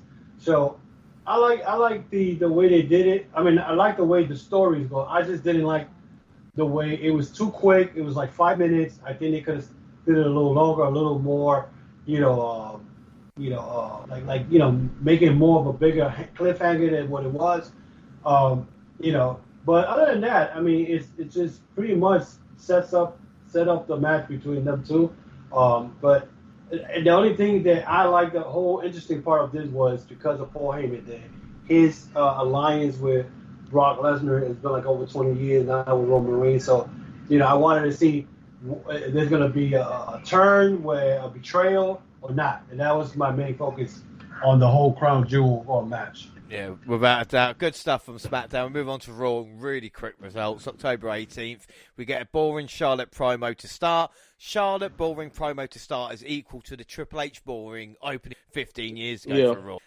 Belair thankfully interrupted. And there's a drinking game. Every time Charlotte takes a match, or just before like that, take a drink. The first match of the night was a semi-finals bout in the Kingdom Ring tournament between Woods and Mahal.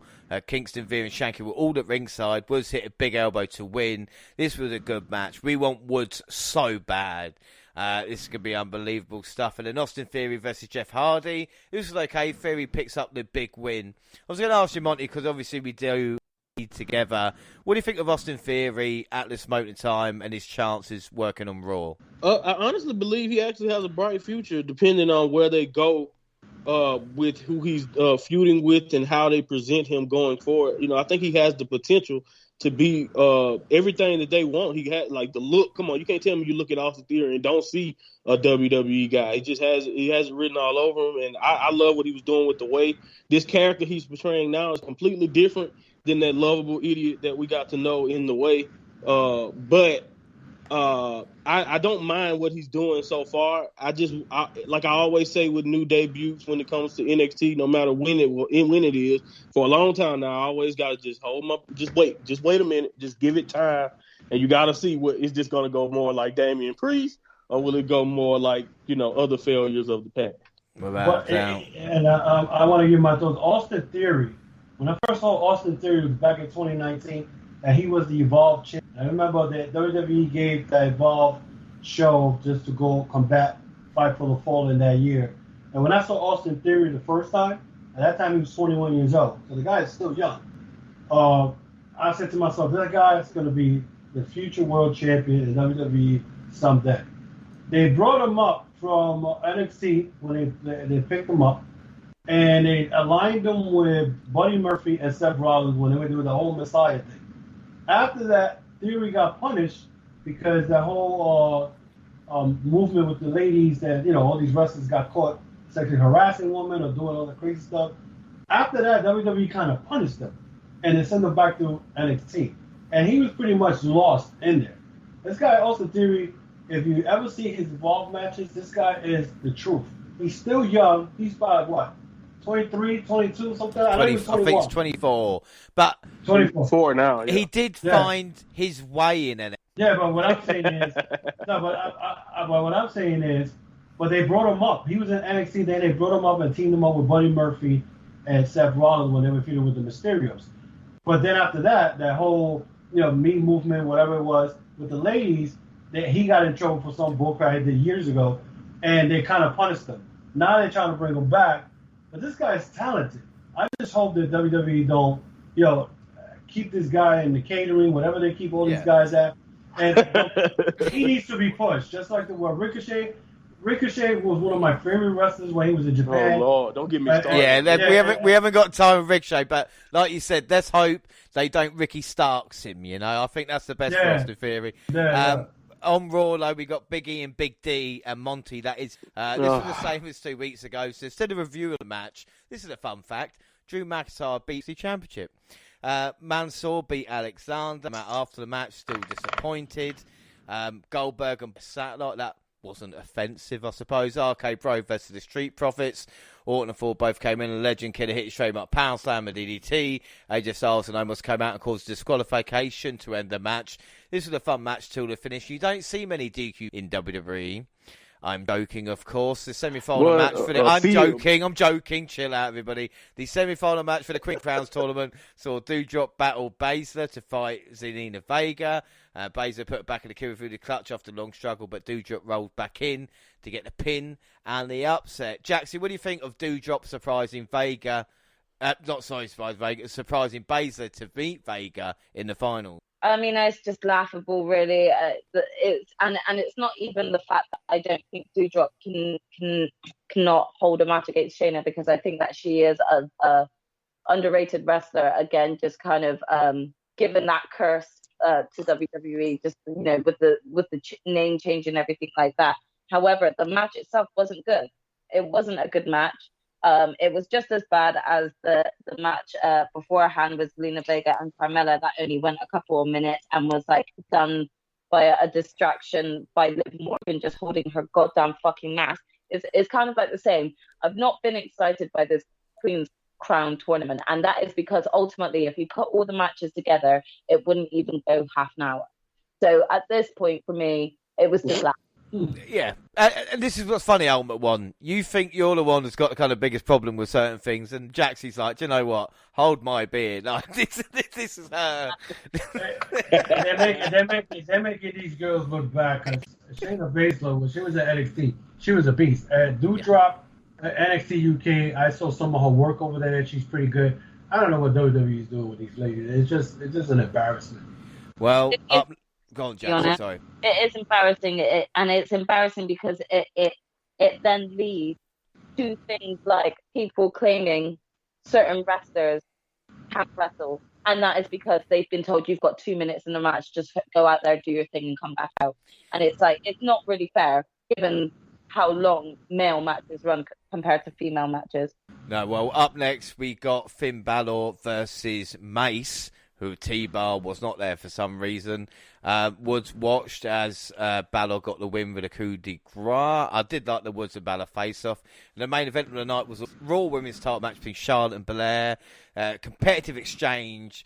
Belair hit a German suplex, turned Charlotte inside out. A chair got herself disqualified, but Belair took it from her and hit her to get to the last word. The show ended with Belair standing tall.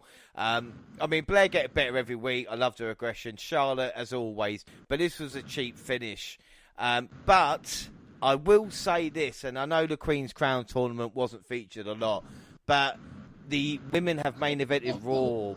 You know, this is 2 weeks in a row now, and this main event segment 25 minutes. And I know the Queen's Crown tournament is not, but the women do get treated as main event talent in WWE. That maybe they might not in other organisations. Again, devil's advocate. Jaxie? Corrected. I do stand corrected with you actually saying that. So that being said, that you are right. But what I merely more mean is if you've not got a title or you're not in the title picture, you're not considered to have a decent enough match more than 2-3 minutes. And that's not fair because that's not how you build your women to become upcoming contenders for those title matches. It needs to be consistent, you know? No, I completely agree with you there. So let's start with Crown Jewel. Then 21st of October, the kickoff featured Caleb Braxton, Pete Rosenberg, and some other dude running down the matches from his studio right into the kickoff match, which was the Usos versus the Hurt Business. The Hurt Business worked on Jay, got the hot tag and went under. The Verfence and Benjamin Alexander got the upper hand again from Jay to keep the match alive. The Usos quickly made a comeback and Jay scored the win. Splash to Alexander. So, Ultimate One, you said you enjoyed the kickoff. What were your thoughts? This match was good, and like I said, they didn't advertise it. So probably maybe the day before or whatever. But the match, I mean, as far as storyline wise, I mean, there was not much of a story, but again, the match was good because there was two teams here giving them all. They gave an opportunity to the Hurt Business, who they broke up a couple of months ago, and then they brought them back after these two guys feuded. But yeah, it was a match that I think that both teams had a nice chemistry going. I mean, and the crowd was with the Usos. You know, they were the popular ones there. But it was a good match. I mean, I enjoyed it. I mean, most of the kickoff shows are freaking boring half of the time. But this was decent. I said to myself, why they can't do this for every match? You know, because now you had that, but now whoever comes after that got to top it. And, of course, they topped it in the beginning. But this match was decent. I enjoyed it. I thought I was going to get bored, but it was decent. What would you score that out of 5 then? I'll give it a 3 3/4. 3/4, excellent. Jaxie, what are you going to score that out of 5? Yeah, I think I'd give it like 3.5. I thought it was pretty decent. I don't understand why Cedric Alexander and Shelton Benjamin aren't actually pushed more as a tag team in general. Anyway, it was a genuinely good tag team match. Yeah, wasn't too bad, Monty. I give it a 3.5 also. But I also want to say that this was a very classic warm up the crowd type of match, and I thought it was perfectly placed, even though I don't really care for kickoff shows. But, you know, you warm up the crowd, get them ready, especially for what was to come at the beginning of the show, the actual show. They did a great job of getting everyone ready. And I think that the crazy thing is, I think both of these teams are capable of more. So I don't know if we'll ever get to see more with the Hurt Business, but I think they're capable of more. Yeah, I agree with that. Yeah, I'm going to give that 3.5 as well. Nice little kick. The main show, standing opening promo, and a shitload of fireworks starts in a Hell in a Cell match. Edge versus Rollins, and as soon as the bell rang, Edge forced Rollins to the corner and started unloading it. A boot to the face, via punches, but the veteran popped up again and dropped on the top rope control. The Rated R Superstar sent him into the side of the cell like a missile, then hit an execution of the ring. He snapped off one of the supports and tried to use it on his rival, but the side tried to take out his opponent's eye with but sadly with a sling blade. What is it with Rollins going for the eyes in matches, eh? But as Edge tried to lock his rival in a hold, Rollins hit him in the eye with a piece of chair that broke earlier.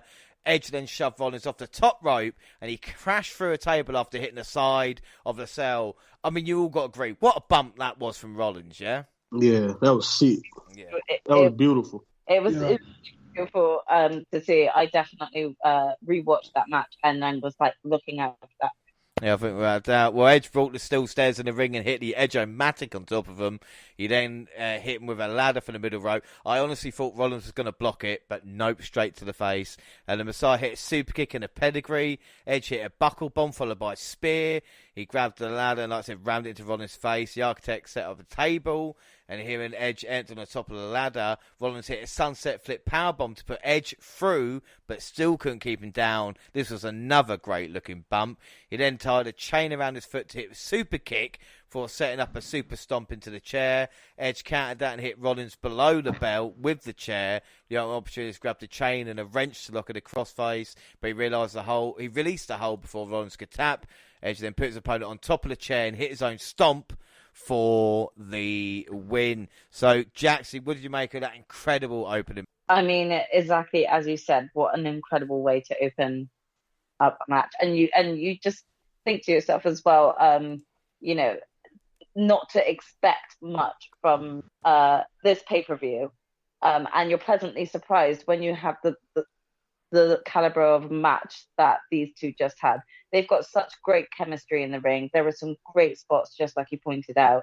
And I just loved every bit of it. I thought it was great. What will you score that at 5? I'd give it like a 4.75. What would you think of the opener? The match was pretty good. I mean, it lived up to the hype. I mean, it was a back and forth situation. I'm glad that they didn't do what they did a couple of years ago. They tried to stop the damn match because there was weapons involved in it. That bump that Rollins took, it was pretty good. And it told a good story because, I think that was the third time they wrestled. And, Edge at that age that he is, he still could perform at the highest level. Seth Rollins, of course, I always liked his work from the days of Shield. It was a pretty good match. I'll give it a 4 to 7.25. It could be a match of the year candidate. I know a lot of people online would compare it to Omega versus Danielson. I pretty much didn't agree with it, but it's in that level. So I believe if they win match of the year, I won't be disappointed because they delivered that. For them to start a pay-per-view with that match, I was surprised. I'm like, okay, you put this match now, what's going to top this? Yeah. Then I don't think anything else topped it. But Monty, what do you reckon? I think 4.5 to 4.75. I can't argue with those ratings. That's about right around the range where you give it. It's close to perfect as you can get almost. I thought it was a very fitting end to their rivalry. You take everything, all the heat that they built up, with this feud coming, with Seth showing up at the house and all of that type of stuff, and the viciousness that Edge showcased in this match was perfect. And Edge hasn't really missed, honestly, since he returned. I've been genuinely enjoyed everything he's done.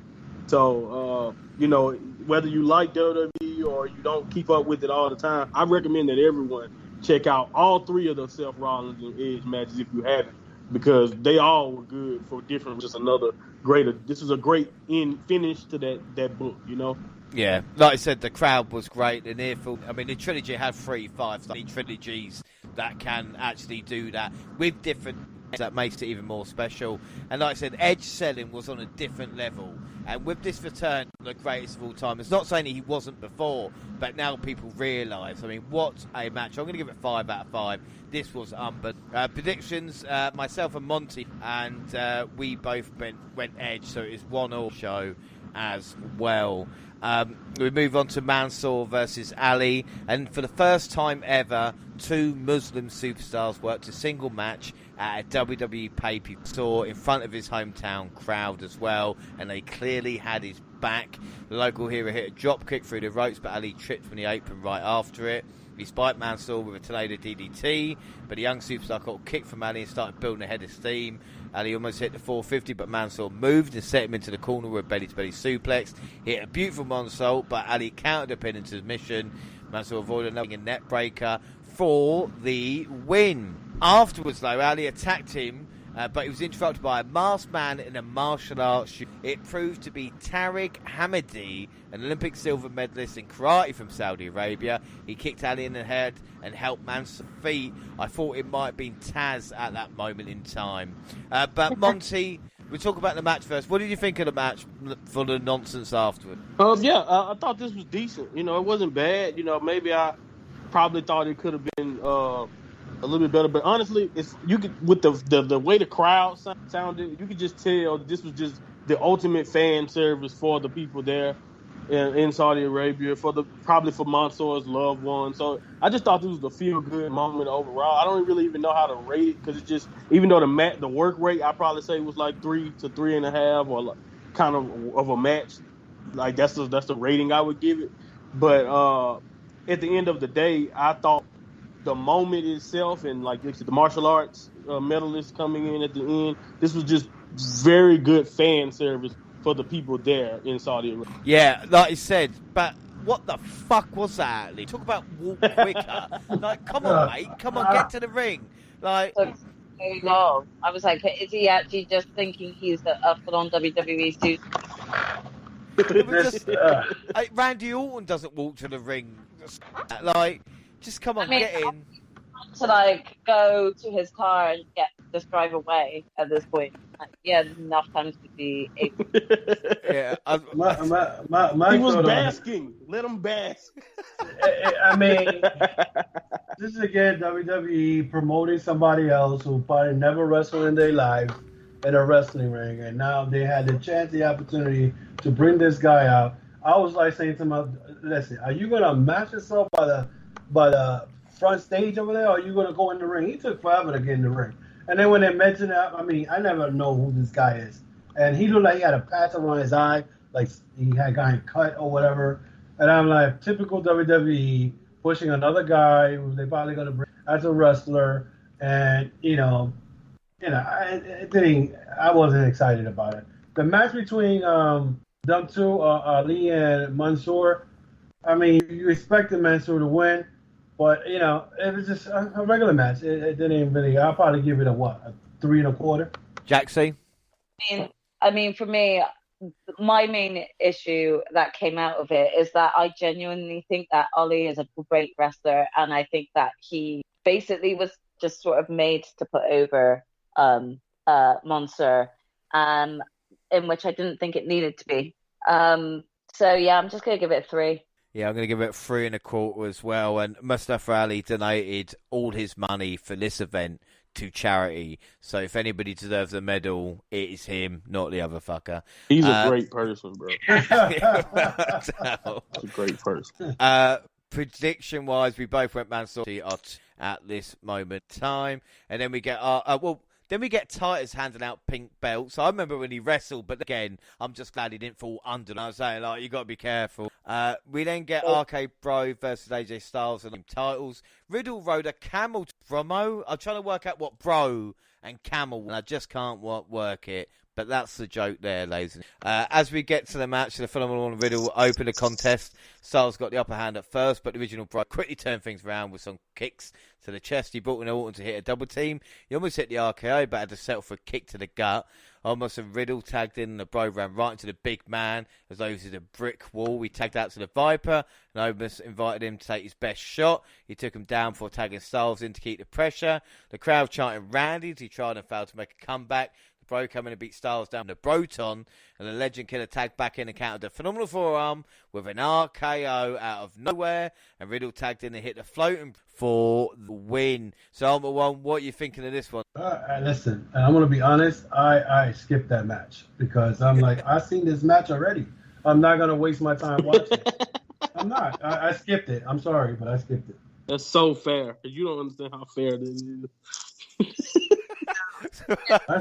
I skipped it. It's like watching a Monday Night Raw episode again. No, not doing it. Monty, what you saying then?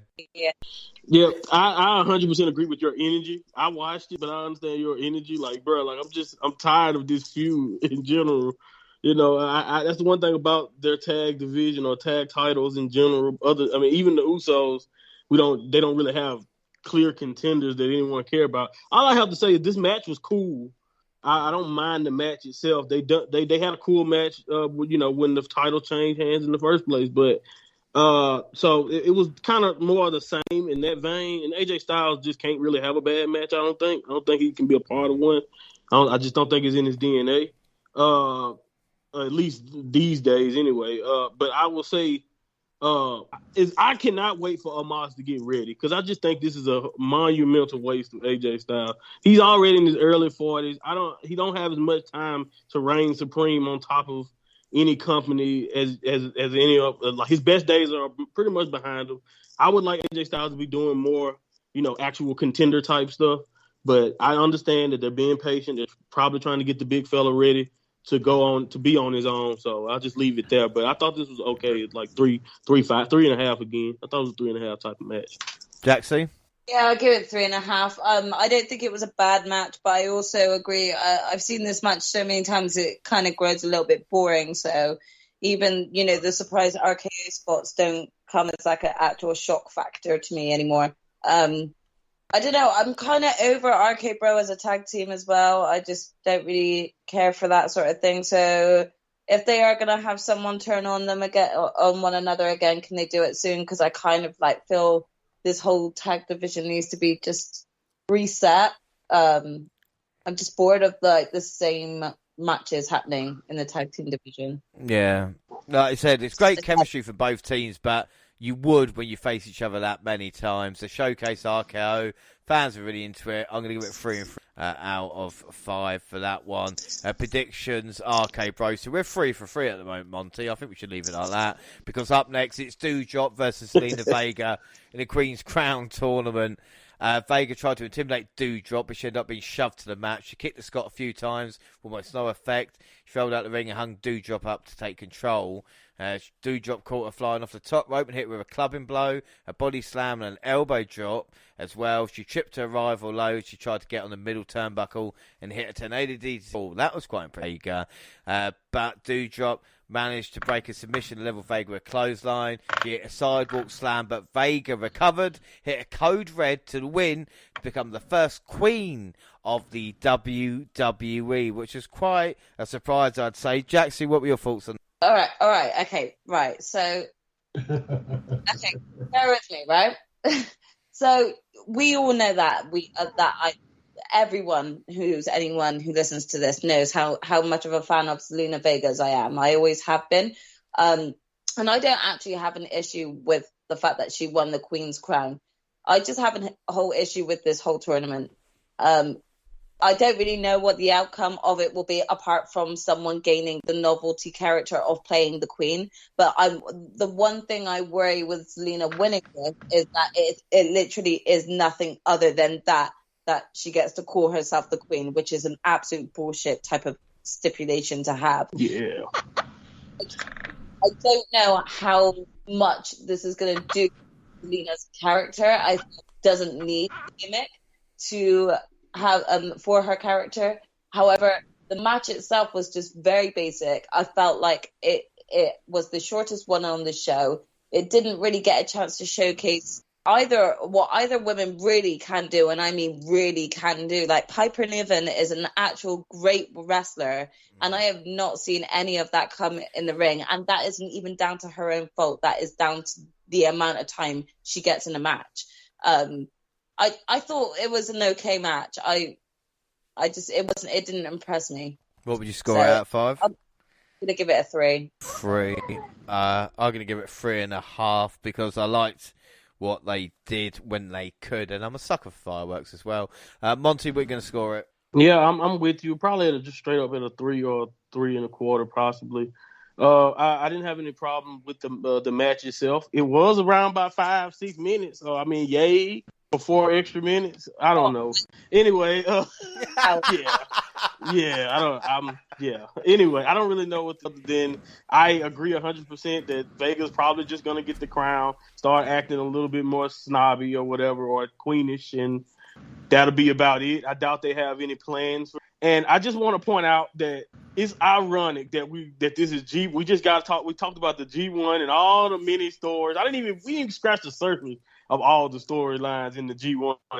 And we're talking about a Queen's Crown tournament that had no story whatsoever. Just everything about it was random. So, exactly.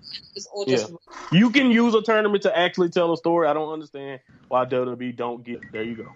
One, what are your thoughts? First of all, the tournament itself was a joke because they didn't give enough time to none of these ladies to showcase their skills. The fact that you had Zelina Vega in the finals with Piper Niven. Now, Zelina Vega, I mean, I don't know. When I first saw that they pushed her to the final, I said, okay, they're pushing her to probably do some crazy storyline, whatever. And most likely, Piper Niven is going to win the crown, the women's queen, whatever. But the fact that I saw Zelina Vega pin Piper Niven, and which didn't make no sense, no logic, because Piper Niven is like probably over 100 pounds heavier than her, and she hit her with a cold red to pin her. It didn't make no sense. Now, what I got from this is, and maybe y'all guys may agree or not, but it was a message to Tommy Ann, Aleister Black. Look, you left, or we're taking care of your wife.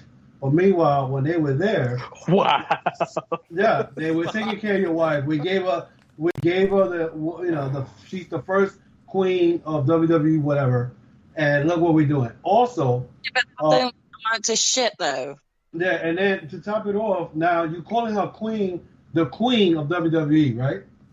Doesn't that Charlotte proclaim that? Still continue calling herself queen. Yeah, the queen. So that makes no sense. Why would you have a queen tournament and then you got Zelina Vega? Oh, that's the story. They been long-term storytelling.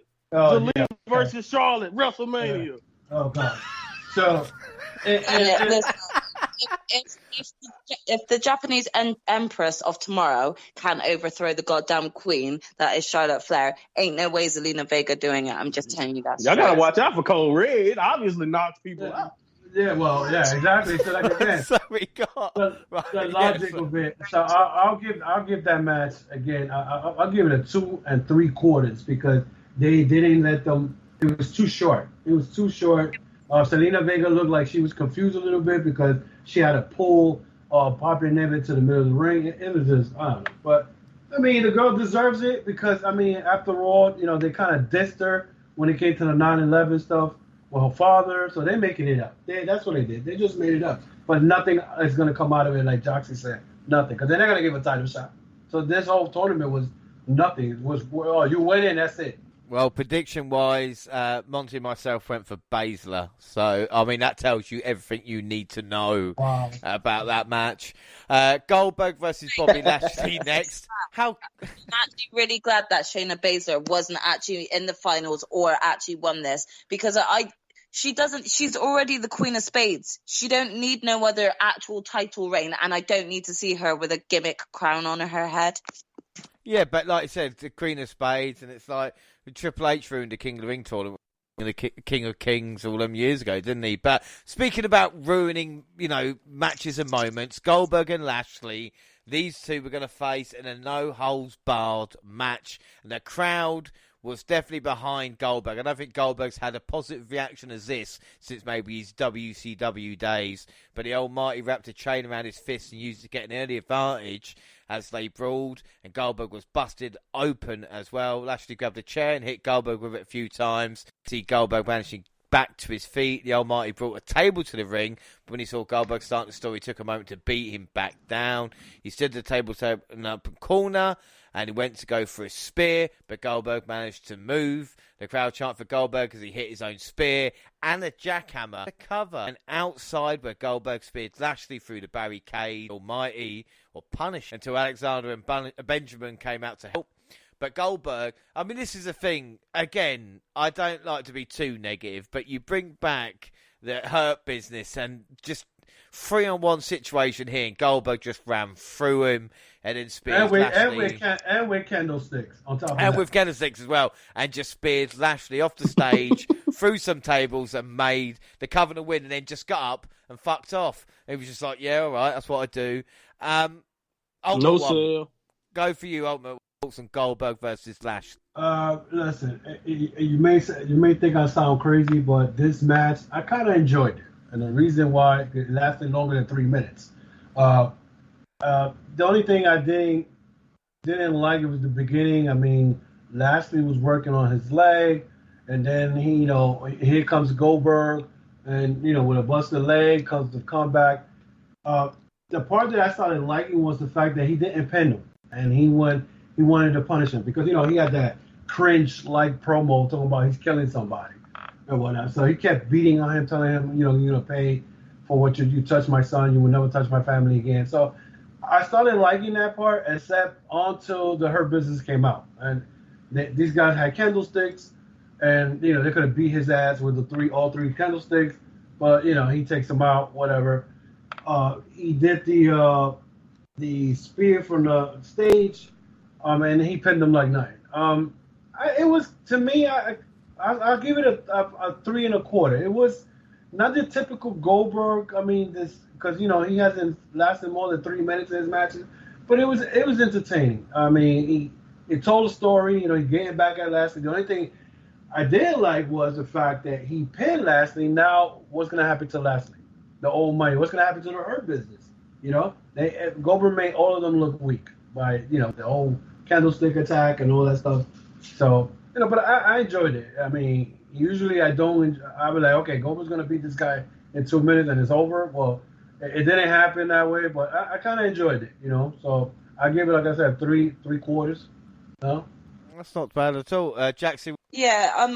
I mean, I've got to admit, this has probably been the best that Goldberg's looked in a long time. Comes to a match, and that is all thanks to the Almighty himself. I have to agree. Like, I feel like it was good to a certain extent. Like when he didn't pin him, I was, even though that the promo that he did about, I'm going to kill you for touching my kid and stuff was a bit cringy. At the same time, that is exactly how any parent would react, I think. So, from that aspect, you want to be behind Goldberg, and I really liked that he didn't pin him straight away because he wanted to inflict more pain. It's just then you ruined it when you brought the Hurt Business out. You can't even get a fucking kendo stick on Goldberg. That just made no sense whatsoever. And then Bobby Lashley was just so fed up. He was like, here, pin me. I'm going to get up straight away after this from the table and just walk off. They both just kind of wandered off. It was we're just like, all right, done. I got my money's worth. I'm out of here now. That being said, I also agree that I don't know what's gonna come out of this with Ashley now, and I'm still, as much as I love Big E as the champion, I'm still reeling because I think that they took the title away from Lashley too soon. So for me, I'm scared as to what's now in store for Bobby Lashley because I'm a huge fan of his and still believe he should be champion. We're going to score that out of 5. I'm going to give it a 3.5. Monty, what's your score? 3 stars for me. Typical WWE Goldberg match. Just typical Goldberg match in general. A lot of high spots, a lot of stuff to make people go ooh and ah, but really not much substance. But I'm going to be honest with you guys. I wasn't really invested from the beginning. I'm never really invested when Billy comes back around. But I do. I'm just like you, Jackson. I love Bobby Lashley. He's my guy, and I thought he has carried Goldberg in these, and even in the match at SummerSlam. This match was better than that, by the way. But even in the match at SummerSlam, I thought Bobby has carried Goldberg into two pretty good performances, especially great performances by his standards, if you know what I mean. And this is a better match than what they did at SummerSlam. Probably a little bit longer than I thought it probably should have been. Whenever I like Goldberg when he's down and then he goes away. As quick as possible for me. That's the type of person I am. But I leave it. I'm not mad at anyone enjoying this. I get it. It was some cool spots in it. And I agree with you guys. The Hurt Business definitely look bad, but I honestly don't know if they brought them back for any other reason other than them to be fodder for Goldberg. Yeah. Exactly. We don't have any reason to think they have any long-term plan for the Hurt Business. So I don't know what's next for Bobby, but I don't think he'll be hurt too bad by this. I mean, he lost to Goldberg. It was one of those unique situations. He may have went too far with his trash talk. By the way, Goldberg said he was going to kill this man. It was nowhere near that violent. Yeah. Yeah, I think that's true. I would have thought, though, that story would help a match and a reason for it to happen rather than just coming out and challenging it. If, like I said, more intense. Bob did suffer a nasty gash, though. Like you said, Jaxley, best Goldberg has looked in 3.5 hours. Prediction-wise, I went for Bob and Monty went for Phil, so he's 4-3 up now in predictions.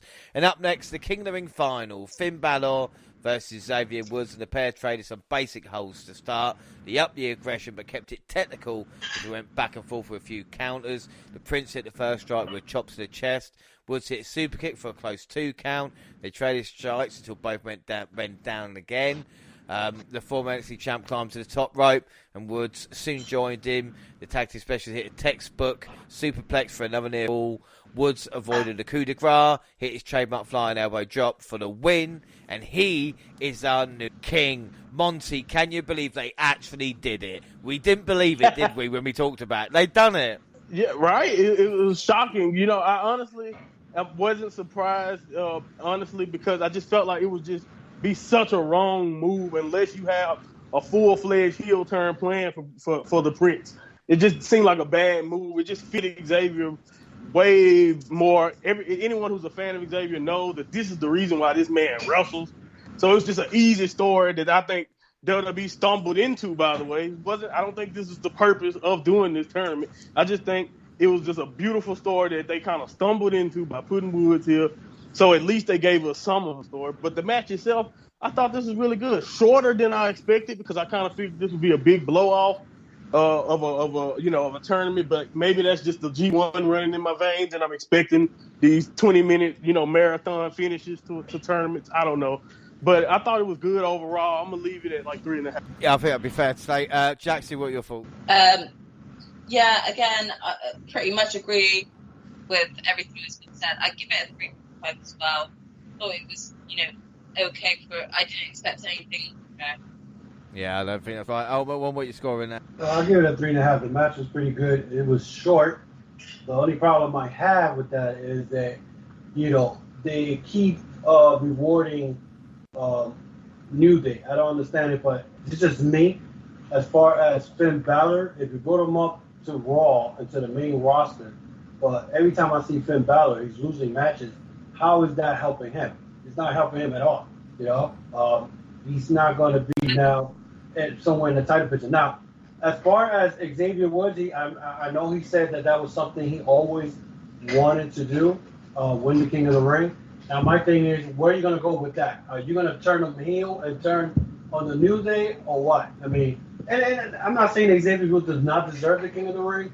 I look at it as, okay, these guys are 11-time world champions, tag team, or whatever it is. And, here's Finn Balor, who, yes, he was an NXT champion, whatever. This guy was the first Universal champion, and he gets bad break after bad breaks. They don't push him like he's supposed to be pushed. They pushed him big time at NXT, so I don't understand why they don't push him in the roster. And him losing to Xavier Woods, it doesn't help him if you really think about it. What's going to be his next move? Who's going to be his next feud he's going to have? So that's just my thoughts. I'm sorry? When you Xavier Woods, he's been having some great fun matches, especially the likes of even Bobby Lashley and stuff. Don't get me wrong. I mean, Xavier Woods is a good wrestler, but I just feel that New Day gets a lot of the accolades. They get the tag team belts. They get, now Kofi won the world title a couple of years ago. Now Big E got it. Now Xavier Woods wins the King of the Ring. But my thing is, what about Finn Balor? This guy's been with the company for 6 years, and he doesn't get those breaks. I do agree with you there. I mean, the one thing I do want to point out, which I should have said before, is that I feel like this hasn't been a great year for Finn. Like, he gets screwed over when he faced Roman Reigns with whatever the hell that and there was no explanation that came out of it, and we're supposed to just take it like it's okay, like, oh, he doesn't deserve another title shot, whatever. And I think that, you know, he does a lot of the carrying of a lot of WWE content. So for me, I do have to agree that my biggest question coming out is there next Finn Balor? What is there for him to do where he actually will come out? Well, this is just the thing with Finn, you know, and I thought no one would be complaining about Balor losing this pay-per-view match, but obviously, you know, there's a thing there. But as for New Day, I think they're one of the most entertaining things in WWE, and I think that's why, you know, they've been together, 7 years now, doing great stuff on the program. As for Balor, if it's, you know, it's time to go, it's time to go, but I think Triple H has got a lot of vested, and I think Balor can be here for a long time. If it's one guy on his side, I know Hunter on his side. If it's one guy I know love in, it's Hunter. Exactly. I'm going to give it a 3 3/4 out of 5, just for Wood's face, because, like I said, he has been wanting to win King of the Ring since he was a young boy. We then move on to the W Championship match, Big E versus Drew McIntyre. The two powerhouses struggle for control from break. They collided and neither man would go down. E took the upper hand and hit some clubbing blows. McIntyre grabbed him and hit a belly-to-belly on the floor. He grounded the former New Day man in a headlock before the champ started to make a comeback and hit a trio of belly-to-belly suplexes. McIntyre did his own suplexes in response, and Big E hit a fourth belly-to-belly, followed by a running splash. We see McIntyre hit a Michinoku driver and a future shock to keep Big E down, who applied the stretch muffler, which is my favourite name for a wrestler, for delivering the big ending for a close 2 count.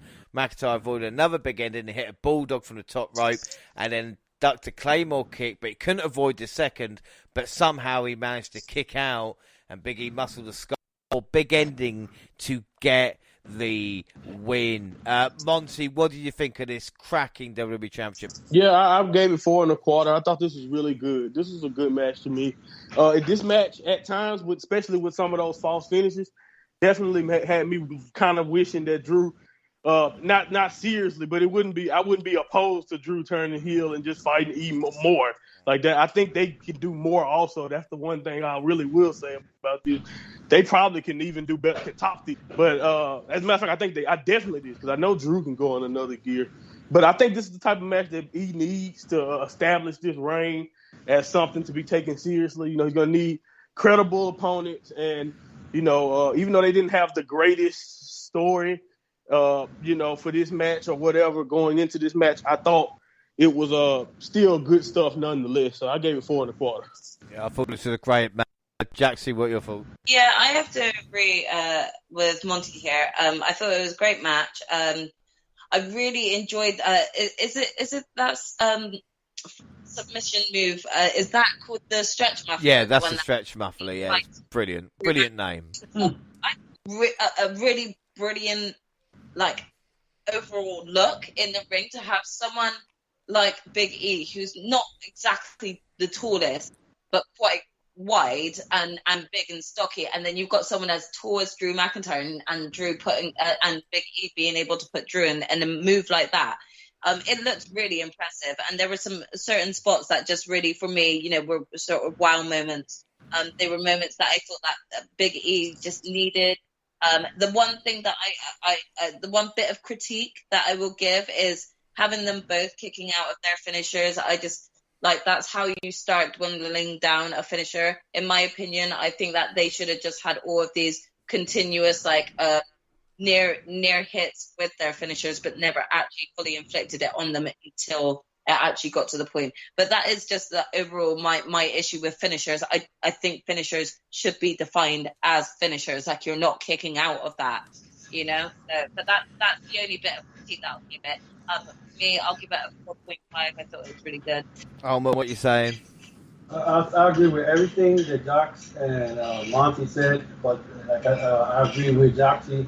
The finishing moves, you got to protect those unless you're gonna use it again, like New Japan does that with guys do finishing moves and then they'll kick out, then they'll do it again and the match is over. You gotta protect these finishes. That's why when this guy got out of the that move that Drew does, I was like, okay, that's not good for him, because now you got somebody who got kicked out. I was expecting Drew McIntyre to turn heel in this match. It didn't happen. So, other than that, the whole match was pretty good. So I'll give it a 4.5. Yeah, I thought this was really, really good. I'm going to give it a 4 1/4. There's sometimes I forget how technically proficient McIntyre is. If everything you can do. You do love two big guys throwing each other around, even if the result wasn't in doubt, and not many have kicked out their Claymore. Prediction-wise, well, Monty, you and I both went for Balor to win the King of the Ring. So we got that wrong, but we did both go Big E. So it's 5-4 with predictions there as we head into the co-main event. The SmackDown Women's title on the line, Becky Lynch versus Sasha Banks versus Bianca Belair. We see the EST of WWE was able to take control after taking down both women. She lifted Banks above her head with one arm and dropped that. Now, I've been watching wrestling for a very, very long time, obviously the Ultimate One, and I cannot remember seeing that. I honestly, what happened, incredible. And we saw that throughout the match with stuff that. And as for Sasha Banks, she was in work mode, absolutely unbelievable. I can't do it credit what we're kind of trying. In this one, we see the champ hit a nice combo in a bulldog for a 2 count. She tried to cover both women, but it's a pin. The boss and the Inch coming off the top rope and threw her out of the ring together. Blair bulldozed over Banks with a shoulder tackle, but the boss recovered, hit the 3 amigos. Blair started to build some momentum and showed off impressive strength, like I said, with the 3 spots involved with the 3 women. The ESC locked to the signature submission at the same time, but forced to break the hold as Lynch. The boss hit a backstabber into the bank statement. Blair broke up with a moonsault to both competitors. They kept trading control between all 3. Eventually, the man put both women in disarmor at the same time. They powered out the hold, but Lynch was able to steal the win with the roll-up victory. Jaxie, what were your thoughts on this? Well, I mean, what a match. I thought all 3 women gave it their all. It was such a great showing between all 3 women, whether or not they were working together and setting up unique-looking spots, and 2 of them all having sort of their single moments to shine. Bianca Belair showing off her strength just continues to amaze me every single day. This woman needs to be pushed so much. I loved everything she did in the ring.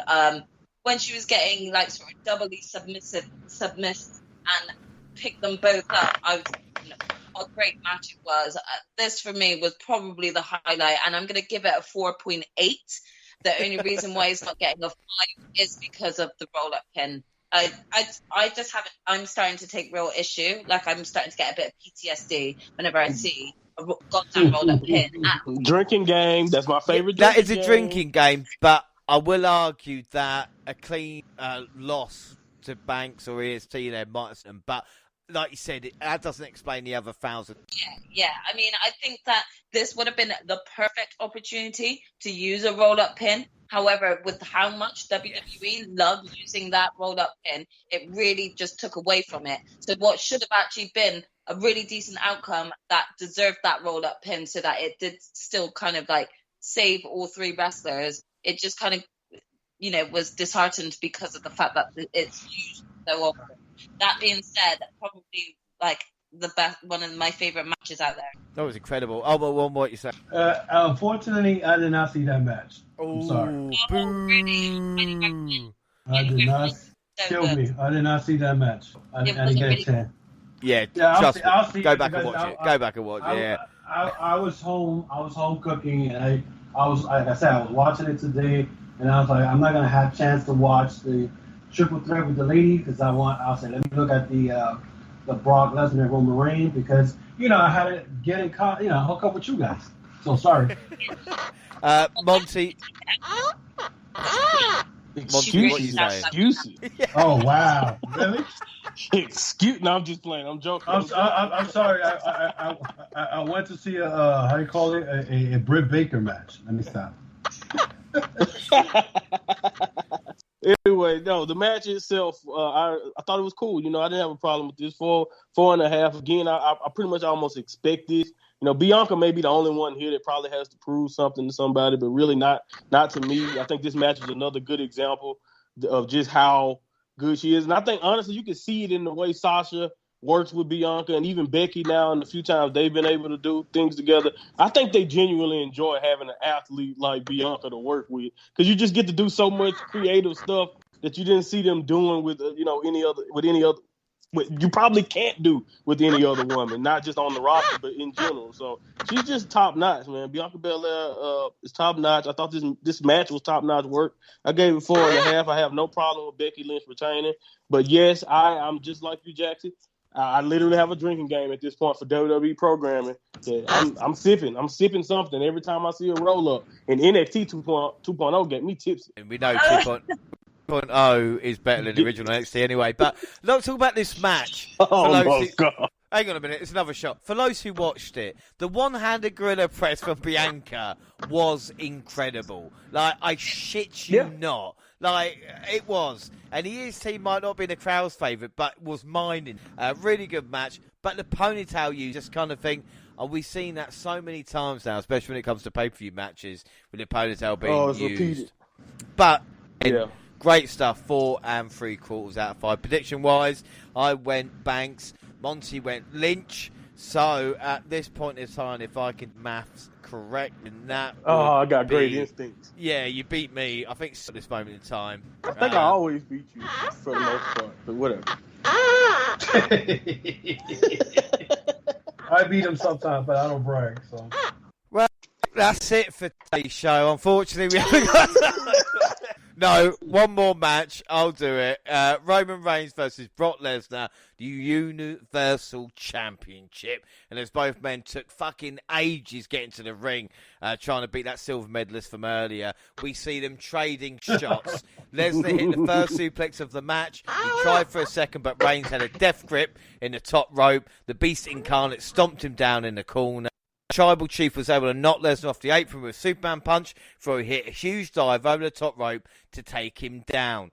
Now, the Undertaker used to dive over the top, and it was one of the incredible things. And Reigns has got this down as well. That dive to the outside was brilliant from Roman. I don't care what anybody. He then drilled the Beast with a spear, but only got a 2 count. And then we see Brock jumping over Reigns during another spear attempt, and then smirking or smiling and knowing this was his chance to follow up. He hit a few more German suplexes, but Reigns managed to count the F5 with a guillotine. We're going to choke Lesnar out. The Beast broke free and hit the F5, but the ref was taken out in the process. He easily had the pin on Reigns, but no one was there to make the count. 2 points. The F5, you know where the wrestler's going to go, so why was the referee positioned there? And why is Charles taking these crazy bumps at his age? You know, worst Mini Nate, she's still in there working, mate. Like, I swear. The worst bump I ever seen fucking Charles Robinson take. It's like, he waited. I'll wait for you. Hold up. Oh, let me jump up. I was like, that's fucking terrible. Well, we see Reigns. But you know, it was very entertaining watching Brock Lesnar pick him up by his belt. I got serious, reminiscent days of the amount of times I'd be sat there crying on the floor and my father picked me up by my trouser, tell me to get my ass up. we see Reigns hit a spear out of nowhere, and both men went down. The Usos came down and hit a double super kick for Reigns nailed Lesnar with a title belt. But this is the thing, the title belt was thrown in by Paul Heyman. And he said, you know, my name is Paul Heyman. You know what to do with this belt. Left it in the middle of the ring as a tug of war. Now, this was referencing me and Monty as well, because we were talking about how bad that tug of war was. And much like Thor Dark World, with Endgame, they've gone back now and made it relevant, which I do appreciate. That's a deep cut, but anybody sticking with me, Heyman looked stunned and left with a bloodline as they made a speedy X. This feud is made event match. Listen, the match was pretty decent. I mean, the only problem I had was with that stupid bump Charles Robinson took. You said that the tug of war was kind of was something you didn't like. I mean, I like the way that went on. I just didn't get the fact that, you know, again, you have Brock Lesnar losing to Roman Reigns because the Usos came in and double, super kicked him, and they hit him with the belt. I think that match should have ended as a disqualification, because now it makes it look like, okay, Brock Lesnar lost, but he took like 3 or 4 people. If you're going to make this a long-term storyline, according to our dirt sheets they're talking about, this was not supposed to end like this, and like him getting pinned. It should have been at least a disqualification. Overall, the match, I think, is one of the best matches they had compared to the WrestleMania and God knows what other matches they had. I think it was decent. It was a decent match because, this time is Roman Reigns the heel, and he did his thing. But, but I don't think the outcome of the match should have not ended the way. So I'll give it a 3.5, maybe 3 3/4. 3 3/4. Well, Monty, you were actually at that WrestleMania match, weren't you? We were speaking about this the other day. Was it better than that, and has it made up for it now? Well, let me tell you about that experience. They turned on that match so fast that I can't even really honestly compare it to you because I was too busy reacting to all the idiots sitting by me, wasting their money, wanting to boycott a match. And I'm not mad at them. I understood the reason. It was a frustrating situation because it was something we had seen a billion times before. No one wanted Reigns to win. I remember that night. I was there. It was crazy. I'm not a big fan of spending all that money on WrestleMania tickets and not trying to enjoy the main event. That's just me. But anyway, besides that, this match was definitely better than that. I will give you that. Of course, I gave this match overall 4 stars. I thought this was cool. I didn't have a problem with the way it went. I did think this was pretty much a stereotypical Brock Lesnar style match mixed in with some cool Roman spots, but the match itself, I didn't necessarily have a problem with. All I know is that nothing was solved here. So obviously we're going to get this again. I don't know at another Mania. I don't know when, how, what's going to happen, but the Heyman storyline isn't solved. We're not done with Lesnar. Obviously we're on the ending, even though he lost. So it just left me kind of thinking, okay, well, something else is going on here. But I gave it 4 stars. Yeah, I mean, this was Brock's first match in 19 months. Of course, the last one was WrestleMania 36. But he looks all right. Jaxie, what were your thoughts on? Yeah, I agree with both Ultimate One and Monty. There were certain spots that I thought looked real cool. The main issue, I thought it was a really good match. The main issue that came out of it was when the Usos came out and were able to successfully double kick the likes of the Beast Brock Lesnar, yet we still got the Hurt Business that couldn't even deliver one kendo stick hit on goal. My mind at the time was so how is it? So should we get the Usos to maybe have a word with Cedric Benjamin and Cedric Alexander and Shelton Benjamin on how to successfully interfere in a match? Because it seems to me that they had no weapons and were still able to take down the Beast. Yeah. Screw weapons. Use your feet. I was a bit confused. So apart from that confusion part, I really liked the unending telling of whose side is Paul Heyman really on. I just genuinely am entertained by Paul Heyman, and I'm intrigued to see where this outcome will finally erupt. So overall, I thought the match was good. I think that I agree that I think maybe it was Monty who said it, that I think that it should have ended on a DQ.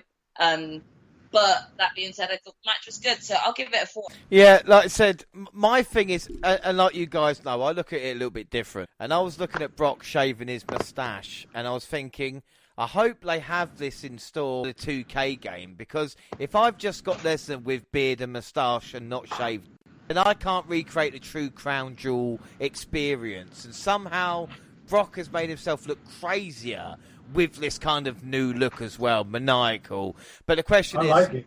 It's cool. And the question, he reminds me of Thor. What was the other guy? I forgot his name. Chris Hemsworth. Yeah, no, but it was the comic book back in the day. They had a Thor, but then they had a Thunderstrike. That was the guy's name. He had the same look. It was like it was supposed to be like Thor's twin brother. This is back in the 80s, 90s. So I like this look. Damn, how old do you think we are? Do you remember? Okay, Monty. Do you remember Thunderstrike? Hell no. Whoa, Monty feels comfortable with the group, doesn't he? Yeah. I mean, Do you remember Thunderstrike? quickly remember moving on. No, I don't. I'm going to quickly talk about Paul Heyman. Because the thing with Paul Heyman is like, what side is Paul Heyman on? And with Brock Lesnar's suspension, I guess we may be for Rumble. I think that's the game. But overall, Crown Jewel, I think was a really good event. Finally, predictions will end with predictions. I think it was 7-5. overall when it came down to it. So not too bad, Monty. Yes, you fluked to victory. Event as overall, I mean, my match of the night, looking at you guys as well, I think we agreed that the Hell in a Cell match was match of the night. Easily, to me. Yeah, Hell in a Cell was one of the best matches of the night. That's why I said that they started off with a banger, and that should have been at least the either the co-main event or the main event. You know what? No, though. I still think that if it wasn't for the messy ending of the women's triple threat, that could have been a strong contender for match of the night for me. However, Edge and Seth, delivered from beginning to end. I think if Drew hadn't been just drafted to SmackDown and the WWE title was on the line at a normal pay-per-view, then maybe again with that. But I think, Hell in a Cell match over. MVP of the night, I've got two. So my MVP are firstly Edge in the Hell in a Cell match, the rate of selling. And just everything that he does is really, really good. My MVP of the night, I don't know if you can guess, it's the EST. I don't know if I've mentioned, but the one-armed gorilla press slam is just incredible. And the stuff that she can do with ease. One, who's your MVP of the night? I'll go with Seth Rollins. Not Seth, but Edge. Because the guy, he's been wrestling for so long, he took time off. He comes back and puts a performance like that in the Hell in a Cell match against a guy who, Seth Rollins, as much as I really can't stand him because, he's a company guy, whatever, talking crap on Twitter, but he's a guy who, when he comes into that ring, he shows his skill. And I think, again, Edge, for how old he is and him being out for so long, I think he's the MVP of the night. Yeah, without doubt. Monty, who you saying?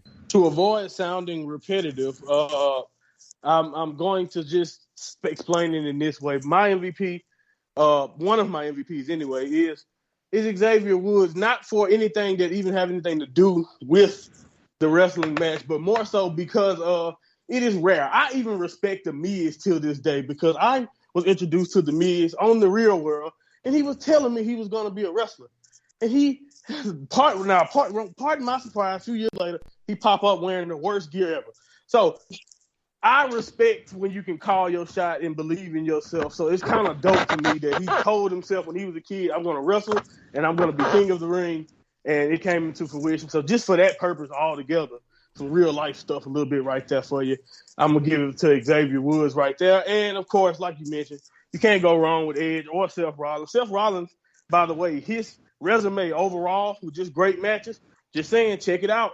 Seth Rollins I can put his resume up against some of the best in the world. I would completely agree with Monty because the thing is, we talk about Edge, but Rollins is, like I said, if he keeps having years like this, he's going to be known one of the greatest of all time as well. Because, like you said, he's bringing it, especially with the character work.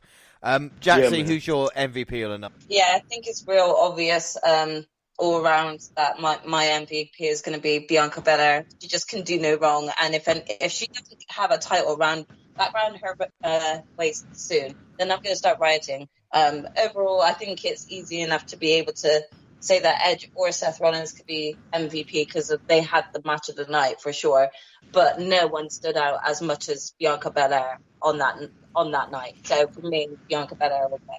Yeah, and now overall rating. Now I always need to be the nicer grader of all four of us, so to speak. So I'll go and you can all rip this apart. I'm going to give this a 9 out of 10. I was really enjoying this pay-per-view. 9 out of 10 for me. You could argue it's the best WWE pay-per-view of the year. We had a 5-star match in Edge versus Rollins. McIntyre versus Big E was awesome. The women's triple threat was fantastic. I know you didn't watch it, Ultimate One. And, of course, the main event as well, Reigns versus Lesnar. I think overall a great, great card. All right, Ultimate One, what are you saying? I'll give it a 7.5. That's what I'm going to give. No argument. Monty, what are you saying? And we hear crickets. Believe it or not, I'm in the same boat. 7.5, man. It was a chunk of this show that I cared about. It was a big chunk of this show. I was only watching for content purposes, meaning this podcast. Yeah. Jaxie, go on, help me out here. Hate you for that, Monty. But yeah, I'm going to go ahead and give it an 8.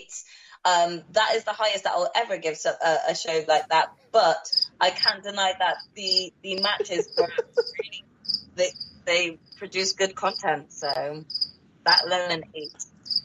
Yeah, I Where think the hell did cricket come from? I've only got cackles. That's me. That's what I think about Crown Jewel. 7. Sorry, bro. I can just imagine how y'all shows go. Like James is excited about it. Ultimate with the shovel. You're all pricks. That's all I'm going to say. I try and be devil's advocate and try and show a bit of light here and always get taken 10. down. I can't get over that. 10. 9. I go with 9. Oh, 9. No, fucking hell. Come on. 9. I'm like 9 was a bit extreme, but each to their own. Well, I'm sorry it's not an AEW show because it would have been 10 across the board then, wouldn't it? But unfortunately, so what hold on. So what you saying? Bitter. Look how bitter you sound. I'm just saying. It's just listen, each to their own. I'm going to put you on the spot. So what you telling me is that Crown Jewel was better than All Out. No, because my rating. My rating would have reflected leaps and that. bounds. So my rating for I think All Out was about 9.5. This is about a 9, but it would be better than the Kenny Omega John Moxley pay-per-view main event of Demp Squib, and also the share. Let's not start going into this because we could be here arguing this, that, and the other as well. When it comes to I'm trolling. I'm wrapping up here. So. I'm dealing with marks all the time, but this is the thing. So last point I want to make on this Halloween show is talk about the fundraiser for Little Princess, because I did mention that on the last live show, saying that I was going to cut my hair for charity, and you guys within 1 week had raised over £200 for the cause, and I can happily state right now we have raised more money than I ever thought possible. We've raised an extra £300 on top of that now as well. Sweet. So not only as my getting cut, the beard is coming off as well, and like I said, I have not had a haircut for about 7. One of the reasons I want long hair was because I always wanted to be like the Undertaker when I was younger, but now it's time. I think I've realised I've outgrown my haircut. What an idol. Yeah. He wanted to be dead. That's what I did. I wanted to be a dead man, and literally Undertaker, I remember the first time I thought I'll have long hair one, and I have. But now, as we talk, weekend, I am getting it cut. And if you want to see that live, just go to the WNR podcast on Facebook or Twitter, and we're going to upload it to YouTube as well, and watch me get my hair cut. And thank you for everybody that donated and liked and everything on there for the charity of this trust, donating wigs to young cancer, and excellent. Check that out. Fundraiser, donate a charity. James went from Undertaker to Happy Corbin. Yes, so that is it.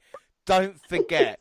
I'm not going to get that short. I've been speaking and I'm thinking more Bradley Cooper. But work out, like you said, if people want to donate extra money and then put a haircut of their choice, by all means. I mean, as long as I don't end up... Well, then again, I'll take Sam Gradwell. I do not mind what I look like. I will take that at the yogurt. That's all it takes, you know. Go Bobby Lashley Ball. I want Bobby Lashley Ball, not a hair on you. Well, congratulations. That's a big achievement for raising that amount of money. I'm very happy to hear that. I'm very pleased to hear that. Yes, that's right. I'm definitely happy that we are able to, to raise that type of money. Without a shadow of a doubt. And like I say, it all started on the last show, and we continued to the Halloween show. And what a show it has been today. That is it for our Halloween special 2021. Don't forget, we're across all social media, Twitter, at the WNR Podcast. I'm at the WNR JR. We'll start with Ultimate One. Plug all your bits and pieces. Yeah, you guys can find me on the Chokeslam Wrestling Report on the Apple, Spotify, and Google Podcast. Also, you can find me on the YouTube channel, same name to Chokeslam Wrestling Report and whatnot. So find me. I'll have a new episode tomorrow, so check that out. And again, thanks for all the support. Yeah, excellent. Monty, where can people find you? On Twitter, at MyMontyPod. That's where I'm at. Just hit me up. And, I will be posting new podcasts as we upload. I just released one earlier. last week now. So yeah. So please check it out and give us a listen. We have fun. Listen to me just gloviate on how much I love the G1 and all the matches, because I literally picked out like 27 matches from the whole month that I enjoyed. So check me out at Monty Pod, and also type in Mind of Monty at anywhere you listen to podcasts. You should be able to find my podcast. Thank you. And finally, Jaxie, where can people find you?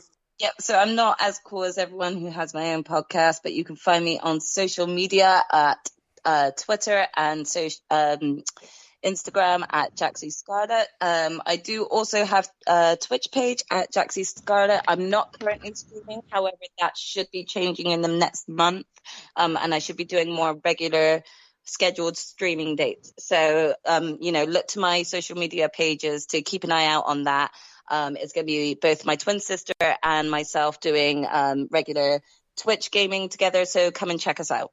Yeah, and you can hear Jaxie on the WNR as well, where we do WWE and, of course, AEW stuff. Monty does NXT with me, and, of course, Ultimate One's Impact and AEW as well. But the WNR also on Facebook and Instagram, of course, all the Google platforms. Send us an email, WNRpodcast@gmail.com, and YouTube, WNR Podcast. We have all the latest clips.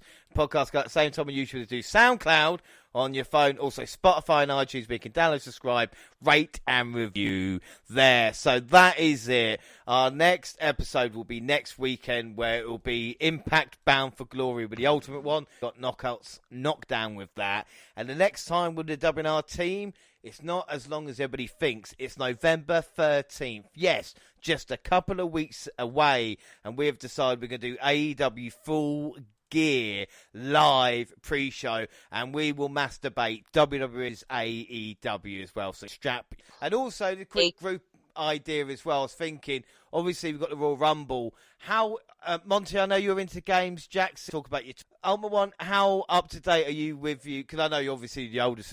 Video games, do you play them? Well, he said the oldest of the game. You see this shit? Wow. I don't play video games because I'm too busy, watching all these other wrestling shows. I'm sorry, I'm too old. No, I was just saying we're going to try and get a Royal Rumble going. We're going to try and get a Rumble going with the WNR team. No, I don't play video games. I rarely play video. I mean, I do have a PlayStation 3 because I haven't updated. I got a 3 because I haven't updated because I figured why buy PlayStation 4 when I'm not gonna play anyways? So. Bro, you just keep aging yourself. You be the commentator for our group tournament. Yes, let him commentate. Yes.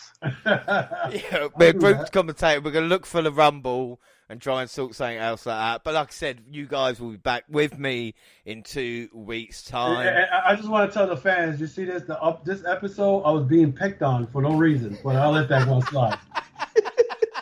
I'm the oldest one in that group, so they gave me a bullshit answer, which Jackson's going to win anyway, but I'll leave that alone.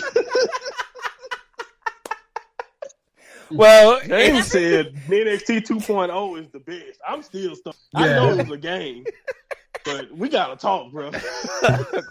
I'm glad we've all enjoyed ourselves. That's all I can say, like I said.